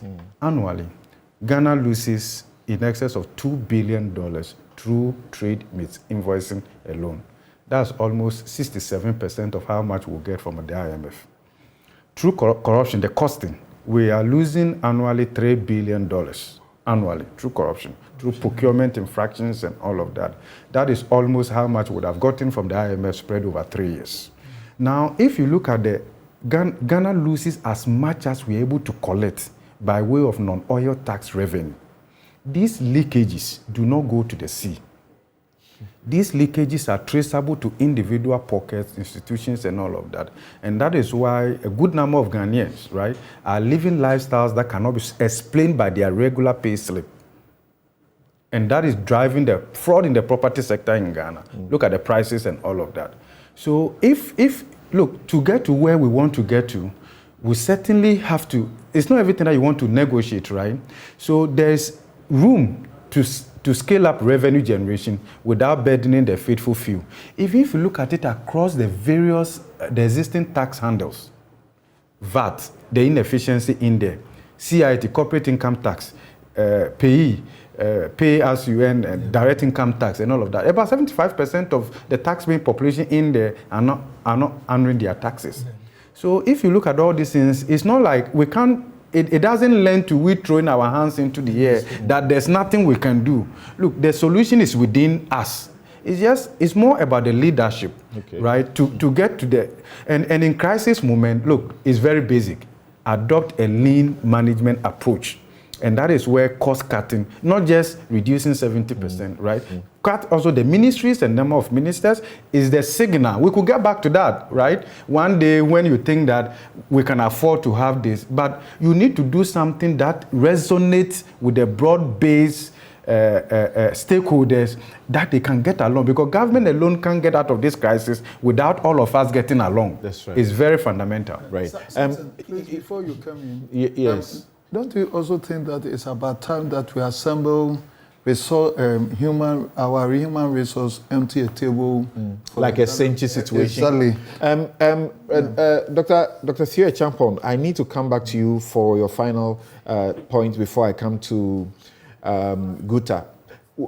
What do you know? We hear government say, oh, we will turn this around in 2 years. We will turn this around in 2 years. What do you know is the way to turn things around in 2 years? And we say 2 years because we are looking for elections in 2 years. We are looking to elections in 2 years. So perhaps all that I'm asking is it possible that we know what government's program is? And beyond IMF, which we have listened to, our friends now in government, when in opposition, when they said that the IMF is actually not something you should be happy about. What is it that the government should be engaging the citizenry? Have we gotten to a point where we could, like Operation Feed Yourself kind of mobilization of the citizens so that they get ready, so they know what is coming up? Yeah, I think we need to engage more stakeholders. Part of the challenge or the difficulties people have had, particularly with the administration, is the fact that some of the decisions looks like being taken within a very small caucus without consulting more broadly industry, academia or think tanks and things like that. And in that regard, I think even the enhanced domestic program that they're talking about, we need to see that paper and we need to have a national stakeholder forum to actually see what exactly this enhanced domestic program would look like. So it has to be more bottom up rather than top down. It's not just putting something together and bringing the stakeholders around the table and asking them, oh, do you like this or not? But rather need to solicit extensively the input of people like GUTA, AGI, the academics, etc., to input into that process. Yeah. But the other key thing, again, maybe just to highlight, is the fact that I don't see the economy being turned around in 2 years. That statement was made with a certain political imperative, which is that you've got an election in about 2 years' time. Typically, for even an IMF program, you're talking 3-4 years. The last program we exited was 4 years. And even that, we didn't meet all of the program benchmarks in that regard. So I personally struggle to see, given the extent of the difficulties, given the extent of the mess that we find ourselves in, how we are going to be able to turn things around within a year or two. We would make some progress. I mean, don't get me wrong, but it's not going to be the extent of the change that we all sort of anticipate. Doc, and before you tell us how government should engage and what programs should be laid out, as I said earlier, I've had the privilege, very rare privilege of sitting down with some really big time business people in the country, and they determine quite a sizable amount of what makes our economy tick. And my question has been, which is my fear, that when things go up, prices go up, they don't really ever come down in this country or in Africa. So it took me back to not too long ago, somebody sat on this studio and said we could be getting to a Zimbabwe situation. I got really angry with that person and said, don't do that. We will never get there. Because that Zimbabwe thing where they were printing millions of dollars in one note and it was worthless. You could buy chicken with $1 million of Zimbabwe money. Will things come down in that regard, as in prices reducing? The only way, unfortunately, is up. And I don't think that we're going to get to a Zimbabwe-style situation. I think it's more likely a Zambia-style situation. We had Zambia actually did default on its debt back in November of 2020, and then it's taken a long time now to even agree on an IMF, sort of program. But, we're far off from anything Zimbabwe style. The fact is, yes, inflation is going up and the cost of living is going up. And that also would have a ripple effect even on, the political environment. We saw some protests only a few weeks ago. And with an election around the corner, if you don't manage to stabilize the situation, we will get more of the labor unions, get more opposition groups, get more civic society groups out on the streets protesting over the cost of living. This week alone, in Sierra Leone, we've seen similar massive protests, and about 16 or so people have been killed. And the president has even had to impose a curfew overnight in Sierra Leone in that regard. So those are the big challenges that we need to do. But how to fix it? I think in the short term, there are three things that can be done. The first thing is that, for me, the government needs to send the right signal. And how to do it is to reduce their resort to borrowing from the domestic market. So all the T-bills and the printing of money and things like that, in an attempt to compensate for the lack of access to the capital market, is further driving that inflation that we're seeing. And so the reduction of the government in terms of its borrowing from the domestic market ultimately will create up space so that the banks can actually lend to the real economy. That's the first thing. And you can see the last two auctions that the Bank of Ghana even made for some of the T-bills, they weren't all taken up because the rates that we're even offering was about 27%. Inflation at 35% is actually a negative return in that regard. Number two, I think the IMF program must be fast-tracked, and it must also be done with an application to what we call the G20 Common Debt Framework.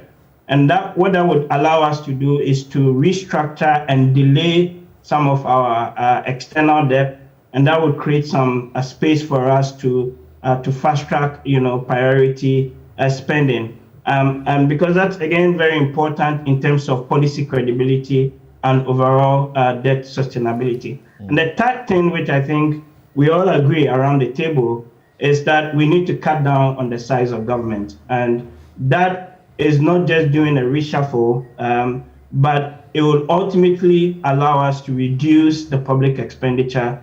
And I was worried when the president said that his ministers have been quote unquote outstanding. I don't think the president necessarily needs to tell us, because we will know. He who feels it knows it. We would know if those interventions and the work of the ministers was improving our bottom line. And as we speak currently, it is not.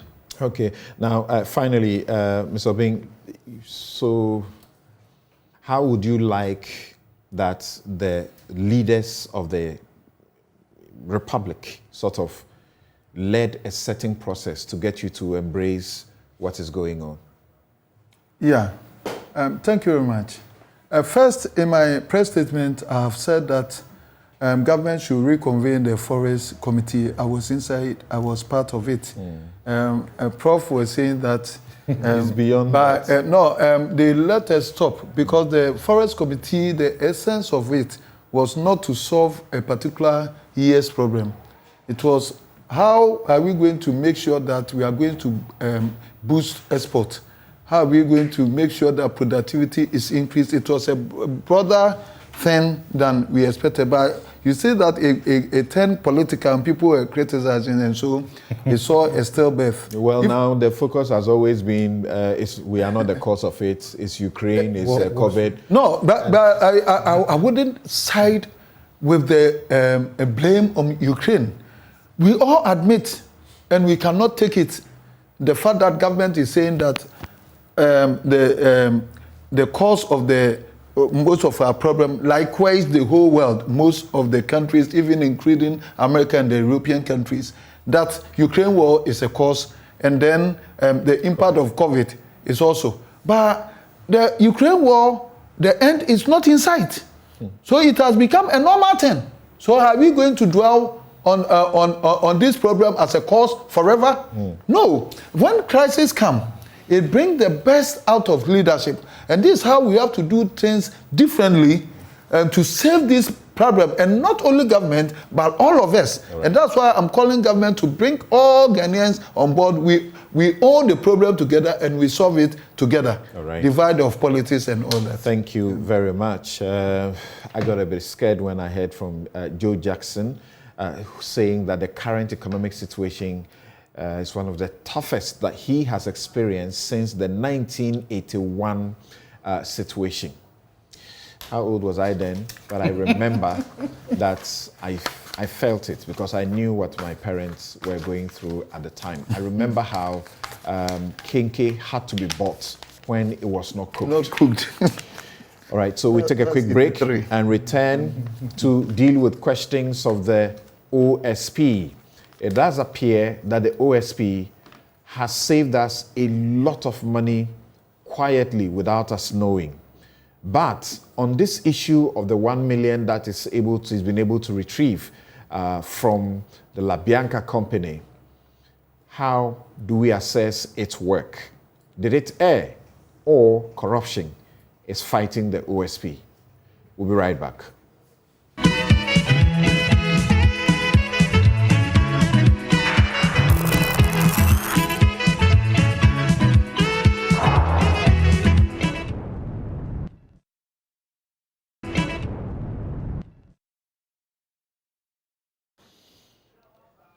You're welcome back. This is Newsfile. It's your most authoritative news analysis platform. And here on Newsfile, we put Ghana first.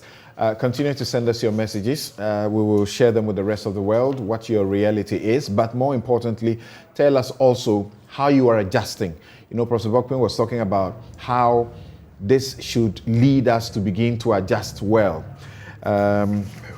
This program is brought to you by kindest sponsorship of Bank of Africa, Strong as a group and close as a partner, MTN everywhere you go, Star Assurance, your solid partner, Ashesi University, educating ethical and entrepreneurial leaders for Africa, Robert & Sons Optical Services, your comprehensive eye care services provider for 31 years, Waylead Properties, home is where one starts, Fan Art, that is Fan Art Ghana. Think wood, think Fan Arts. Duraplus, where Duraplus goes, water flows. St. Thomas Eye Hospital, your #1 specialist in all eye solutions. And Mayway Insurance. If it's not Mayway, then it's no way.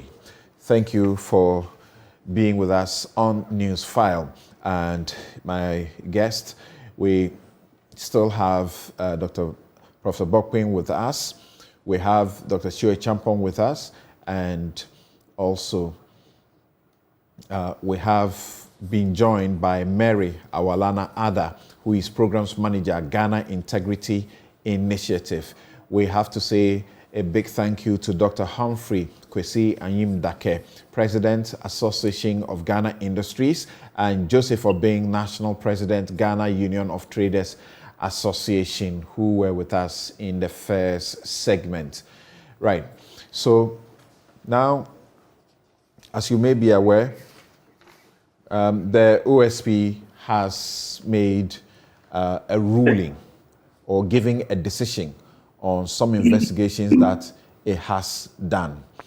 And it is receiving some, replies, including from Colonel Damois, who has been fuming that the report is hollow and that the OSP simply has an axe to grind with him somewhat.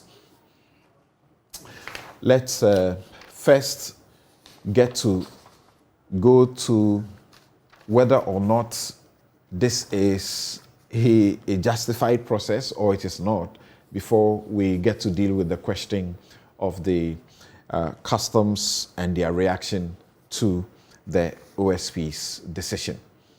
Let me begin with Mary Awalana Ada. Thank you so very much for your time.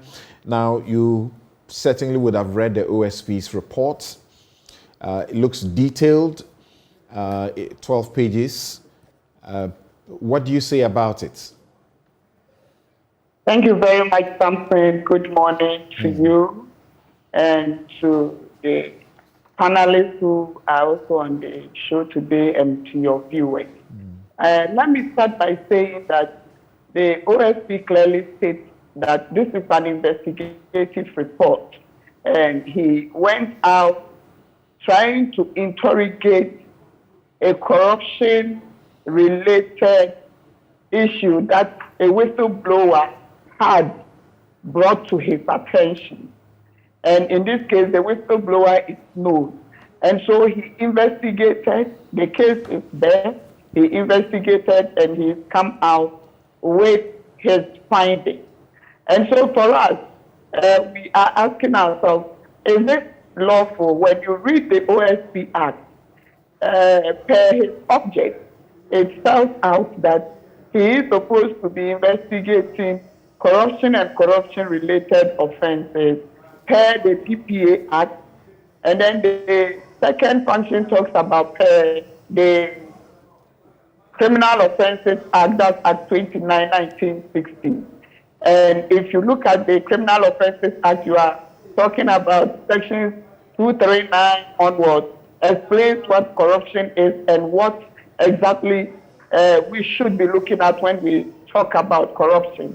So we should be asking ourselves, did the OSP perform the mandate of his office? If that is the question, we say yes, because his act spells out that that is exactly what he should be interested in and be following up on. Number two, did he have opportunity to give those who were cited in this report to come and also state their case as it is or respond to those allegations. Yes, per the report that we have all read, that is the case. And then number 3, we see a report that has been published for all of us to attend to. So for me and for civil society out there, we do not begrudge the OSP at all for performing the duties of his office and for bringing out the investigative report that spells out some infractions that have been occasioned by a company. And in this case, a public institution was cited to be in connivance or to have propelled and promoted that occurrence to have happened. So, yes, per his act, he has done his work. And let me again also add that in the OSP administering his function, that does not also negate the fact that the others who have been cited would not have a mandate to also speak out or respond. And so this is a very natural course which is happening as we are all having the opportunity to witness. So he says this, and others also believe that should not have been the case. But then it is the duty of all Ghanaians to then judge on the scheme of things reading the report and also from the remarks that have been occasioned from the Commissioner of Customs and his entity. Right. Your preliminary view on this also, Dr. Theo Champong.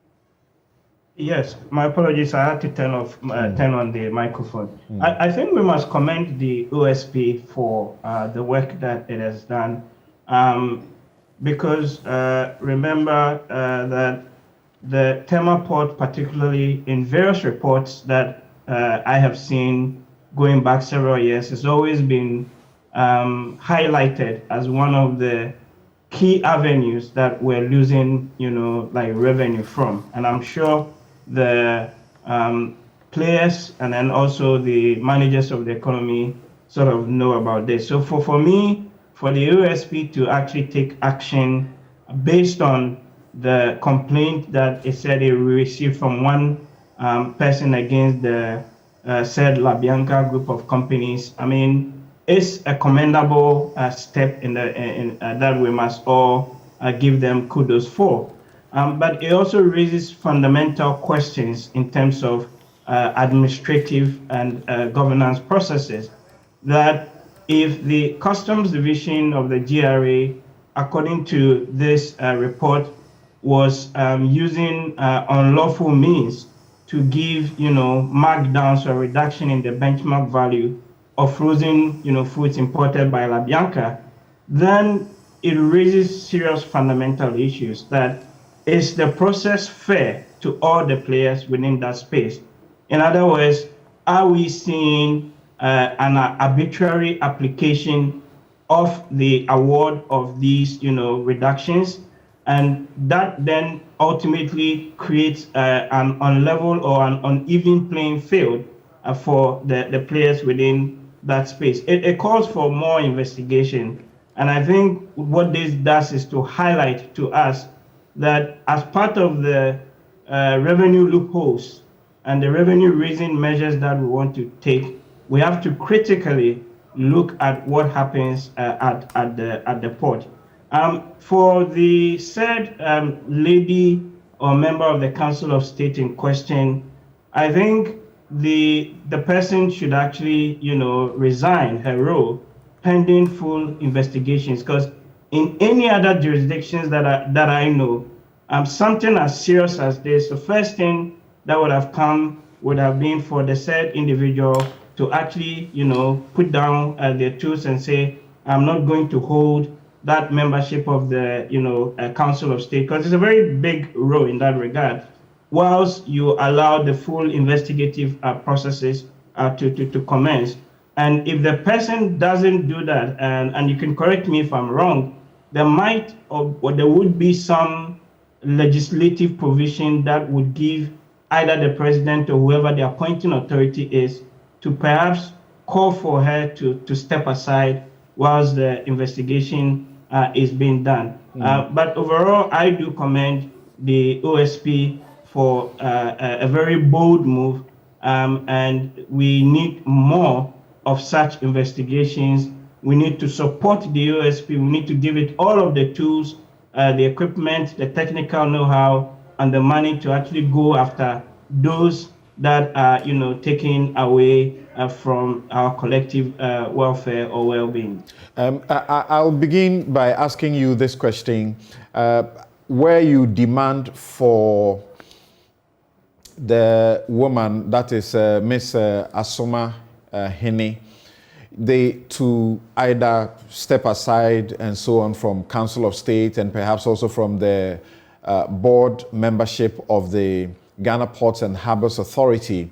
The question has been asked that the dealing was with her company, not with herself as an individual, and that in the report, the OSP doesn't state specifically, doesn't give you the evidence for which, it indicts her for influence peddling.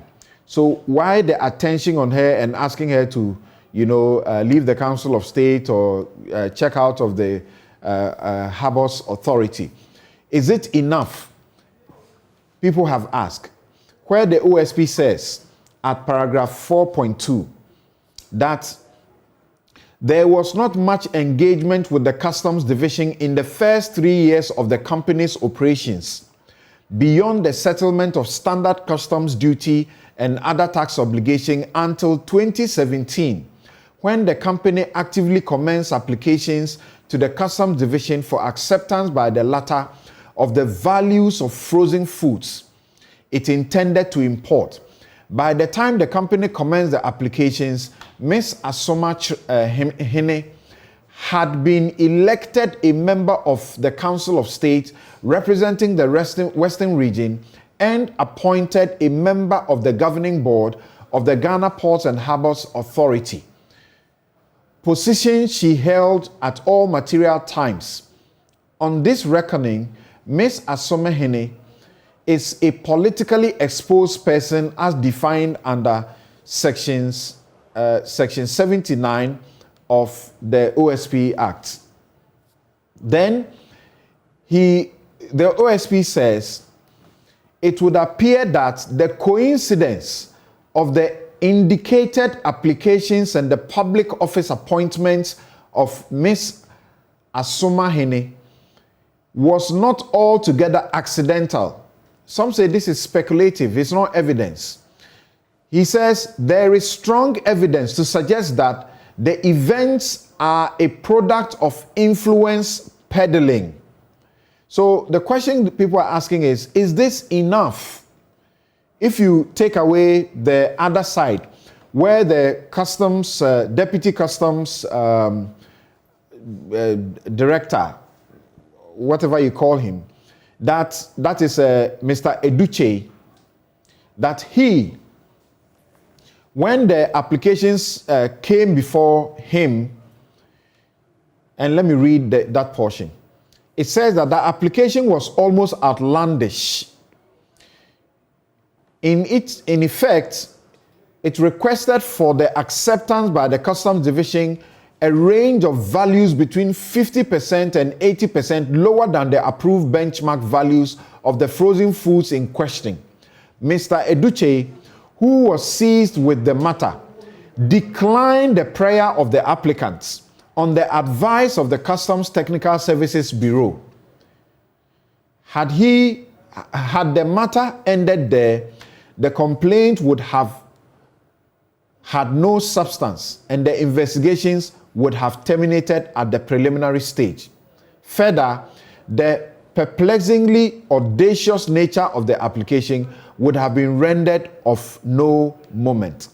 So, what do you say to those concerns? Yeah, I think it's very quite clear in the 4.3 that there is strong evidence to suggest that the events are a product of influence peddling. would this stand the rigor of the legal processes for that matter? Because I think the OSP or this report is just one of many other documents that they would be privy to, and I think that the OSP would also have been working strongly with the Attorney General and other investigative agencies of the state, and for them to actually put a wording like strong evidence does indicate on the face value of it that there was some sort of element of influence peddling. Whether that stands, through the rigors of the law is another debate that we can have. But I don't buy the argument that the woman or the company and the said individual are different things. I mean, ultimately, the point is she a person with significant control in the company? Is she a shareholder and or a director of the company? And if we can actually prove, going through the company records from the Registrar Generals and others, that indeed she has some shareholding in the company or is a director and all of that, then that argument in a way... That is not in doubt. It's her company. She's a CEO. But because she's a Council of State member, because she's a member of the Ghana Ports and Harbours Authority board, should that put her in this situation? I mean, absolutely. Is she classified? The law says or defines what a person, a PEP is, right? A politically exposed person is. And we can go to the USP Act to read that definition. And for her to have been, not only for me, a Council of State member, but importantly, even on the board of the Port and Harbours Authority, the regulator of the port, raises obvious red flags in that regard. So, I mean, it's a bit of a stretch for people to argue that she's not directly implicated and it is a company, and so because of that, she shouldn't resign. I think all of the evidence that the OSP makes allusions to in the report and some of the other investigative reports clearly point to the fact that the woman should resign from those two public positions whilst some investigations are being done and eventually even prosecution. So if nothing wrong was done, why did the said company repay back 1 million cedis to the public treasury? It tells you that the process for those significant reductions was not properly followed and properly done. And it could have been, and I use my words advisedly, it could have been as a result of influence peddling. That can be subject to further scrutiny in a court of law. Okay, I'd like Mary to comment on this for us, because you are at the Ghana Integrity Initiative, you are the anti-corruption, at the anti-corruption forefront. Do you also see any problem with this? And shouldn't the OSP have, if you like, hardcore evidence, as people are suggesting, that she actually influenced the process before the OSP can say that she influenced the process? To be a politically exposed person, the law says politically exposed person includes a person who is or has been entrusted with a prominent public function in this country, a foreign country, or an international organization, including a senior political party official, government, judicial or military official, a person who is or has been an executive in a foreign country or a state-owned company, a senior political party official in a foreign country, and an immediate family member or close associate of a person referred to in paragraph A above. Yes, Mary. Yeah, thank you so much. Samson, you realize that the fight against corruption, as you would, and we all know too, is a dark activity. And so, usually it occurs when people are doing things behind the scenes and they are in collusion. So it's difficult to come up with evidence as to who exactly is doing what. So when Theo mentions that the woman per the report has been cited for influence peddling, and she is a politically exposed person. Where it is true that she is, even though she's not directly fronting the company. That is why sometime back during 2016, it became very important to review our Companies Act to ensure that we brought in the element of beneficial owners, so that people who are behind the strings, who do not even want to be known, are known. So that today, if myself, I want to know exactly what is happening in those companies and who are behind them, I go to the Registrar General to pick up information to check exactly who those owners are. One, we say she is the person who is in charge of the company and should be blamed for all things, for all executive decisions, even though she's a member of the Council of State and also a member of a board.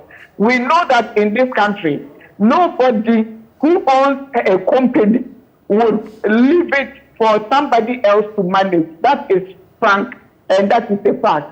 Two, we know for a fact that this woman would be signing checks off and understand exactly the ins and outs and approve of processes before they happen. Again, I remember listening to her on another platform that she was not even in the country and doesn't know a report was produced. But then she affirms that the OSP invited her for an interview. On what basis was she invited? She was invited because she is the owner, the head, and also the exclusive owner, because we don't know of any other person. It's a sole proprietorship which she has. What do you say? What do you say to the freight forwarders? They have the chamber. They call the Chamber of Freight and Trade. They issued a statement and suggested that the fact that her company had not sought some of these kind of, if you like, quote unquote, discounts for 3 years does not mean anything. It only means that the company did not know about these facilities. So the fact that the company only accessed these facilities when she became member of Council of State and after she became a member of the GPHA board is of no moment. It should not be used to hang her. She's a Ghanaian. She can own a company and be whoever she wants to be and shouldn't be treated this way. That was one of the most unfortunate statements I had occasion to read. Mind you, the freight forwarders, I think it's another grouping. The Freight Forwarders Association itself is not the one who authored this. I think it's another one that authored it. But then let's take it that somebody who has entered into an arena would know whatever happens in the space. And so, for 3 good years, the person operating the business did not know, was not aware of some of the provisions and some of the discounts that were available to them to assess. Excuse me, Samson, we are not children in this country, and we know for a fact that the Customs Division continuously does education on some of the discounts that are available and the processing.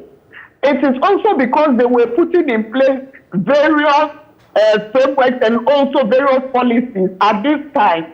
And remember that these benchmark issues came up because they had shortfalls, and they believed that people who were importing in certain quantities could benefit from this.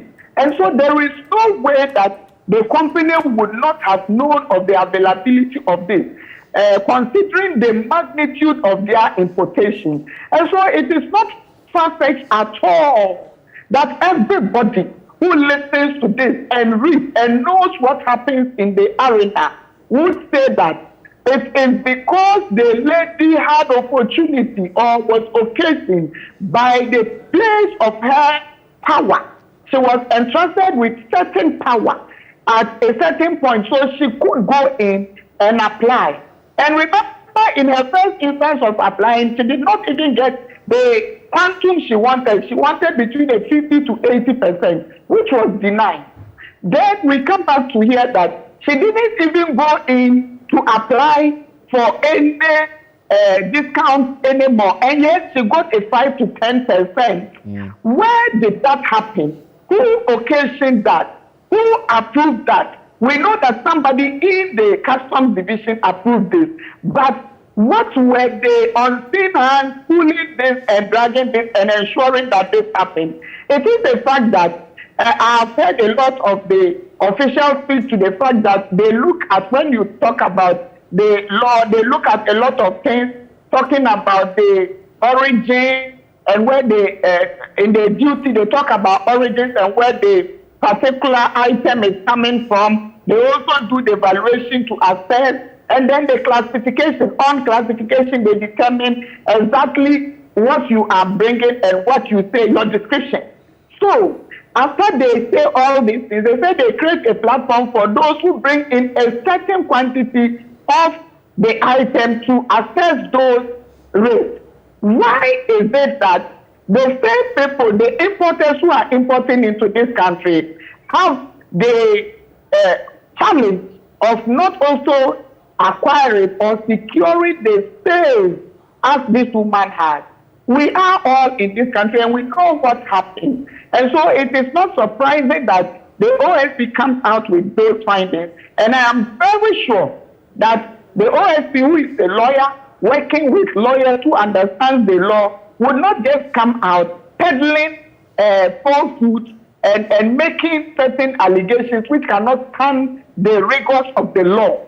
Let's just give him some credence because he understands what he is doing. And let's support this cause.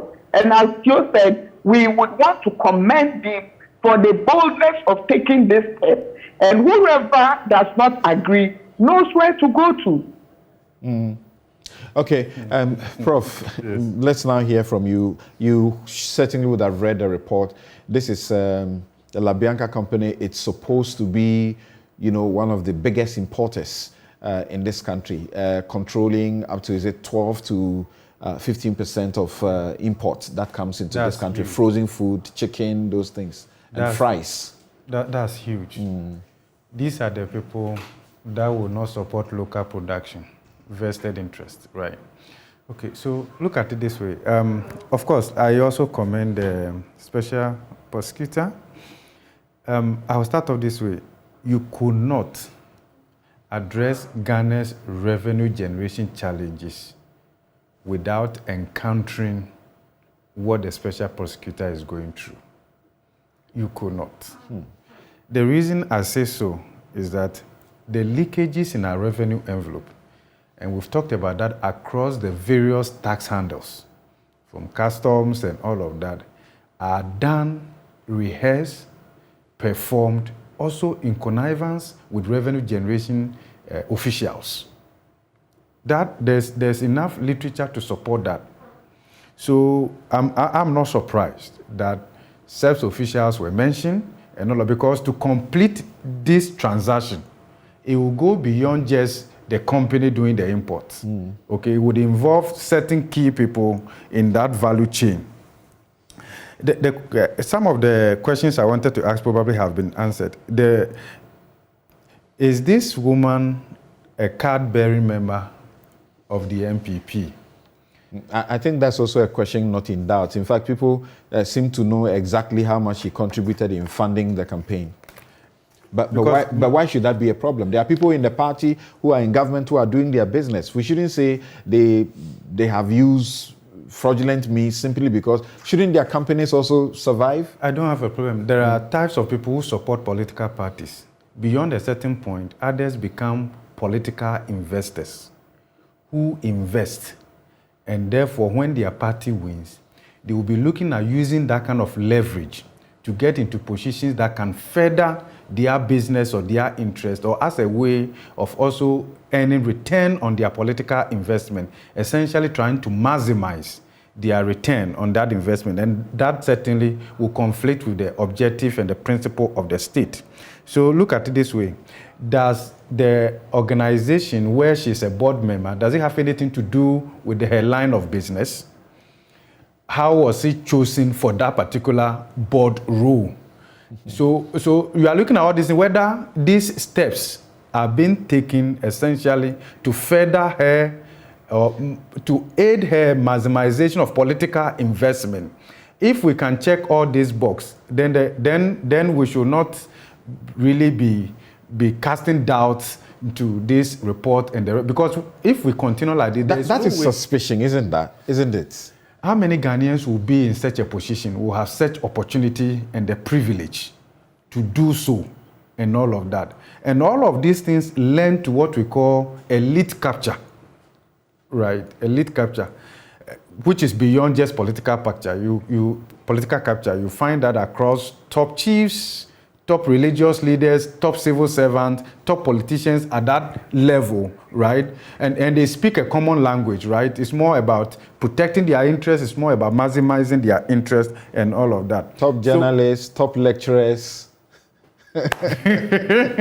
Across various occupational groups, right? And all of that. So, but I think the critical thing we need to look at, for which the special prosecutor needs support in times like this, is to recognize that there are vested interests in this economy, that the leakages in our revenue envelope and all of that actually benefit individuals, benefit institutions. And therefore, if we have to address that and put Ghana first, that would mean that those who are performing their functions will certainly have to step on the toes of certain powerful people and all of that. We need to support them.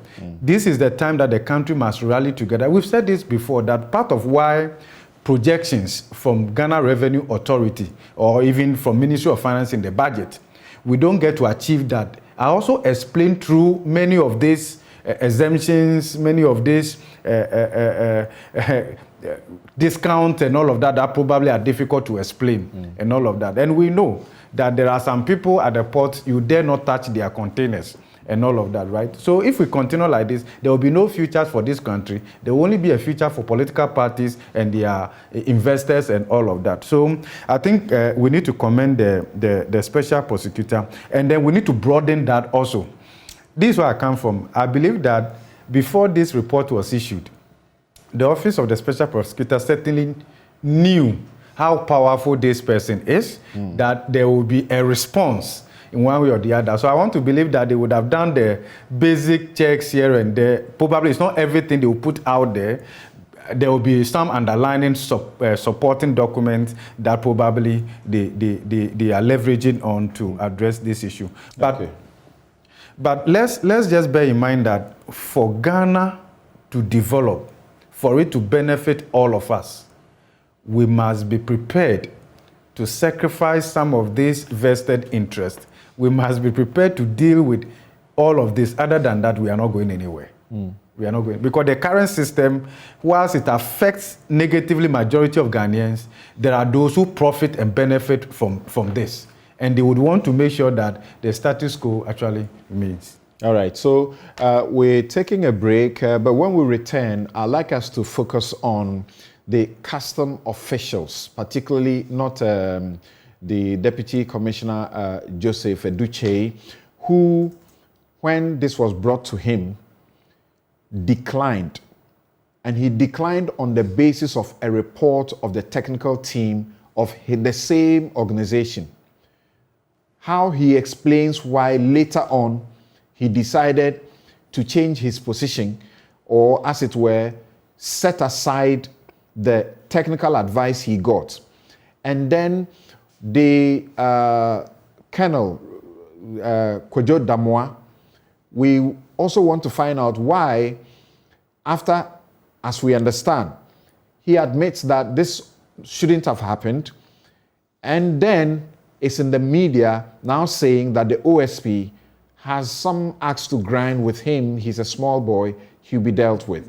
We're taking a break, but let's listen to Professor Mills, late Professor Mills. He had been at the port and gave us a sign of what is going on there. In fact, the police, the IGP now, they have given us some suggestions that if you say they are the most corrupt, they disagree because you don't investigate places like customs. Officers of customs, you are Ghanaian citizens. You have to help us to build a better Ghana. But if this is the kind of behavior, this is the kind of attitude that you have, you are not helping us in any way. Indeed, today, I came to express my disgust and my revulsion at the way some of you are helping to erode the benefits that we are making or we have to give to our people. You are in charge of revenue. Every day we hear reports about malpractices, people collecting bribes with careless abandon, people who think that they are entitled to take bribes. How can we get rid of corruption? I'm not saying that nobody should appreciate the work that you are doing, but when you make it a condition, somebody should give you some money before you perform your duties. I've known Customs for quite some time. I was Commissioner of Internal Revenue, and the announced video confirmed the fears I've had for quite some time. Look at yourself. I want to talk very frankly to you. Somebody joins Customs, 2-3 years, the person is putting up a building. The person owns a car. In what organization will it take you 3 years to build? And it is not the exception. It is the rule. Very often, my Minister for Finance is worried about the fiscal gap that we have. And your duty is to collect, to display transparency in the way you operate. And I'm happy with the initiative that General Mode has taken. And I give him my full support. My brothers and sisters, let me be very honest with you. If it means transferring everybody, I will give him the authority to do so. If it means changing all the people in Customs, I will do so. Because we do not owe anybody anything. But I know there are good people amongst you.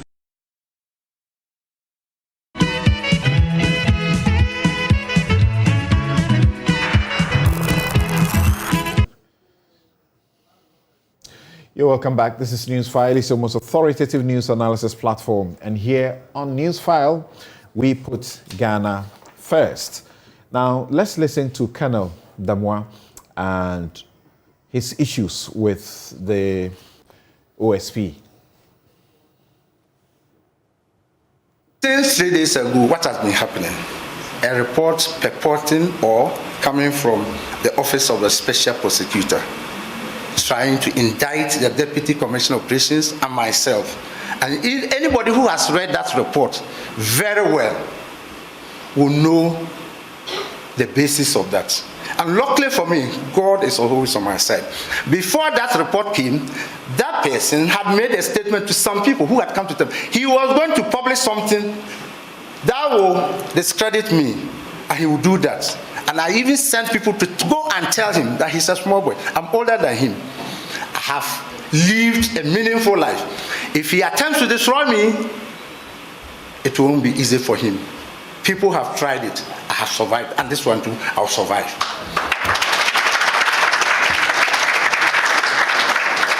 All that happened. One of the reasons was because of Mr. Akurugu. He wanted Mr. Akurugu to be seconded to his office, and I said no. Mr. Akurugu is a customs officer, primarily employed to do customs work. And he is to partner Mr. Akutofachin in that office, African Continental Free Trade Area. He deals with tariffs and valuation. And therefore, I cannot second him to the office of the Special Prosecutor because he has a primary role to play in customs. And then he comes back through the Commissioner General. And again, I said, I insist, and we'll go by that he has a primary role. It is when I don't have a role for him, or I can dispense with his services, I have others to do what he's going to do, that I will give him to you. So I insist. And he calls me to his office when in relation to Bianca. And at the end of it, he talks to me about this same matter. And I said, yes. It is not the Commissioner General. I wrote it. Go and check it. And I have my reasons. He will not be released to you. He will be in customs.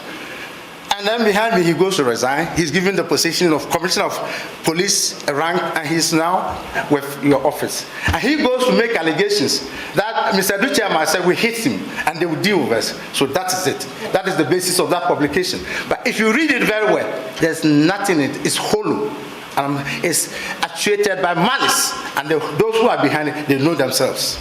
They know themselves. They've tried it several times. It is not working, and it won't work. I'm ready for any prosecution. That's what he must do. Not to say that they should do further investigations up to 2017. Up to 2015, I have letters written by Deputy Commissioner Demis Agavo granting similar things. And I produced them when he called me. He didn't have the letters, but I had the letters. My predecessor, Mr. Crenson, had those letters. This is common practice in customs. If you want to remove me, I have no problems. I won't be Commissioner of Customs forever. I'm ready to go, but don't disgrace me. By Section 12 of our law, the same Customs Act gives advanced ruling. And the import of advanced ruling is that someone who is bringing in goods can come and see Customs and say that I'm bringing this type of item, this quantity, and these are my values that the supplier wants to give to me to be able to buy. But I want to come and sit with you so that you reduce the value for purposes of application of the duty rate, the taxes that I'm going to pay. So let's say the supplier is prepared to give the item at $1,000, right? Because he's buying more, the supplier may give it even with a discount. Then he comes to say that, look, every month I'm going to buy so much, at least 200 containers of this item. And because Customs is going to get reliable, sustainable source of revenue, can you now look at my value and reduce it, give me some discount? That is what the advanced ruling talks about. La Bianca took advantage of this provision in the law and wrote to Customs that they are supplying frozen food items. That each month, at least, they supply 200 containers. And for that, me as the commissioner, if you have one importer who gives you revenue regularly, sustainably, you'll be interested in that person. Because there are people who buy just one container, the whole year he won't buy another container. But this is the person who says every month I'm bringing 200, 300, 400. So that person is your regular, reliable stakeholder who will be giving you revenue. So it is the provision of the law that they took advantage of and wrote to Customs, and Customs agreed to give them discounts. I would even ask for a more comprehensive investigation beyond the period of time that the special prosecutor investigated. I'm sure there's more to it than meets the eye. Now to Colonel Damois, it's really sad and regrettable that a public officer holding the high office of Commissioner of Customs of the Ghana Revenue Authority would give such comments, would actually give such comments and make such comments about such a serious indictment. Very, very talking about the special prosecutor being a small boy and about God and about he's led a meaningful life. What has that got to do with the finding of facts? Well, so that's the question. Indeed, from Nana Oyeleta, what has being a small boy got to do with the finding of fact? Findings that these individuals, according to the report, participated and do not deny their participation and what they told the commission.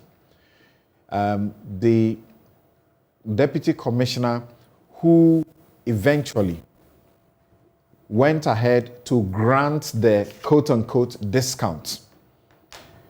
Why did he decline in the first place?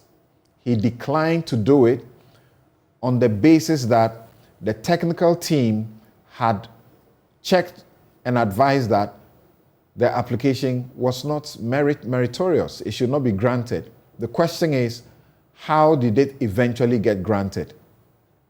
The commissioner, as you heard, says this is normal. Advanced ruling is what happened under Section 12 of the Customs Act.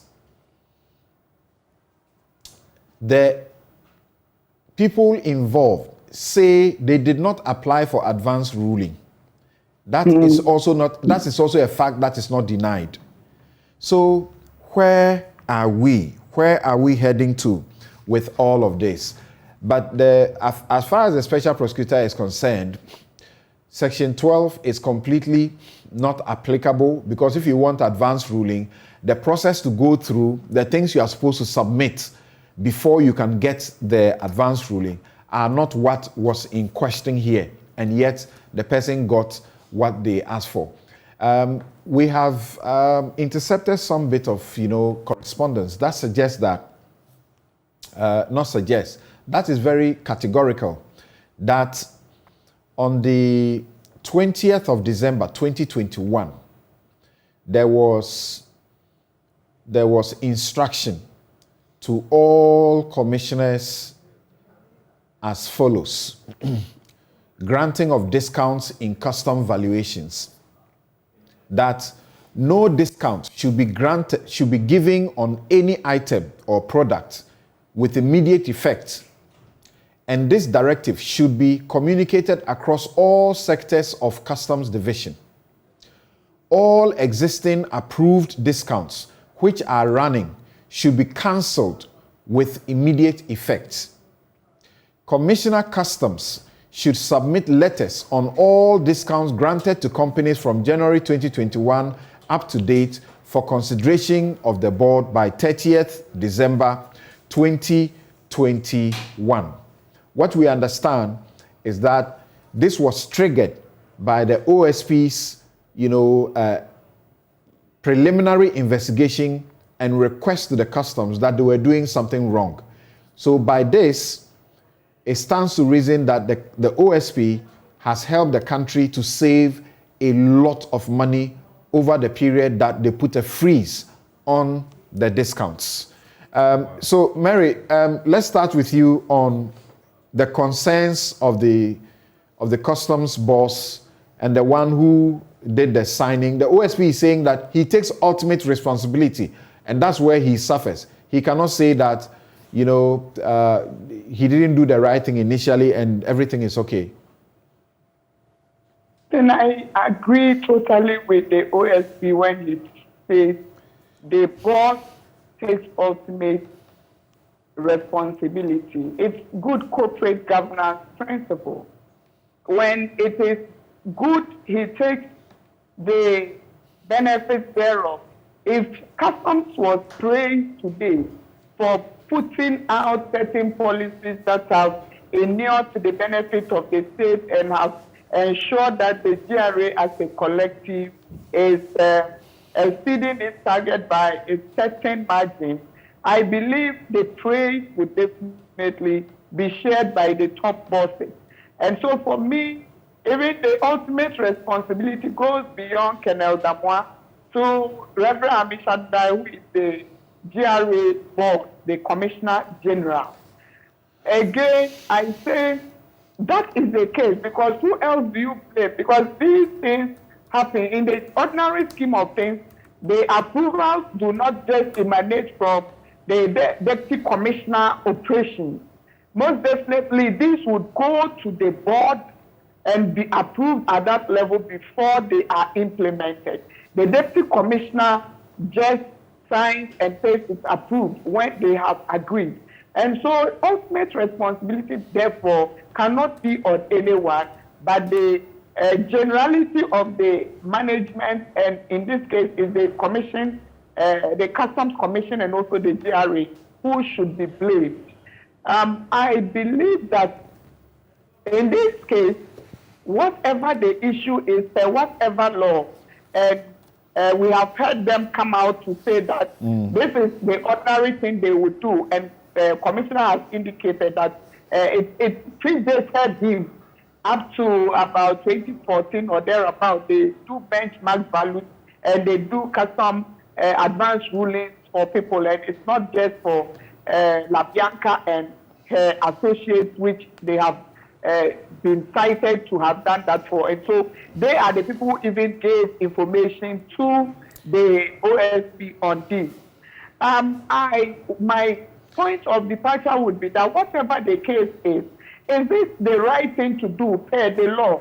Is this what the World Customs Organization requires that all the OSP says the OSP says no from its examination of everything. That's not what is required. We are running out of time, so I want to see if I can get a minute from Dr. Theo Acheampong. What do you make of the small boy thing and how he cannot be removed? From our information, the gentleman, Albert Akurugu, who he talks about, actually resigned from customs in April. And the investigations on this matter had ended in March. Yeah, I mean, it's funny, but it's an unfortunate statement, and in a way betrays, the psyche of a lot of people in the country. In Ghana, we like to play big money games. People will ask, do you know who I am? And all of that. And also, we like to play the God card a lot in our dealings. But when you look at the data, we're also among the most corrupt in that regard. So it actually shows you we have a much bigger problem or issue. That aside, I think the detail of this investigation and what it really points to is the process for the award of these discounts and benchmark value estimation needs to be relooked at. And because you have all these normal provisions within the law, the man says that it's a common practice, quote and unquote. But we know that anytime we have these provisions and you give leeway, we always end up abusing the process. And those I'm sorry, but unfortunately we have run out of time. My guests have been Professor Godfrey Bokwin, Professor of Finance and Economist, University of Ghana, Dr. Theo Acheampong, Political Risk Analyst and Economist, Mary Awalana Ada, is Programs Manager, Ghana Integrity Initiative. My outfit, as always, is by Habil Scruter. You can find them at Adringano Gate, East Legon, 0284 1988. We understand that utility tariffs are going to go up by between 30 to 50%. We've got to brace up. Take care. I'm Samson Lardy Anyenini. Have a good afternoon. As for the OSP report, I suppose that those who want to challenge it will go to courts in due course.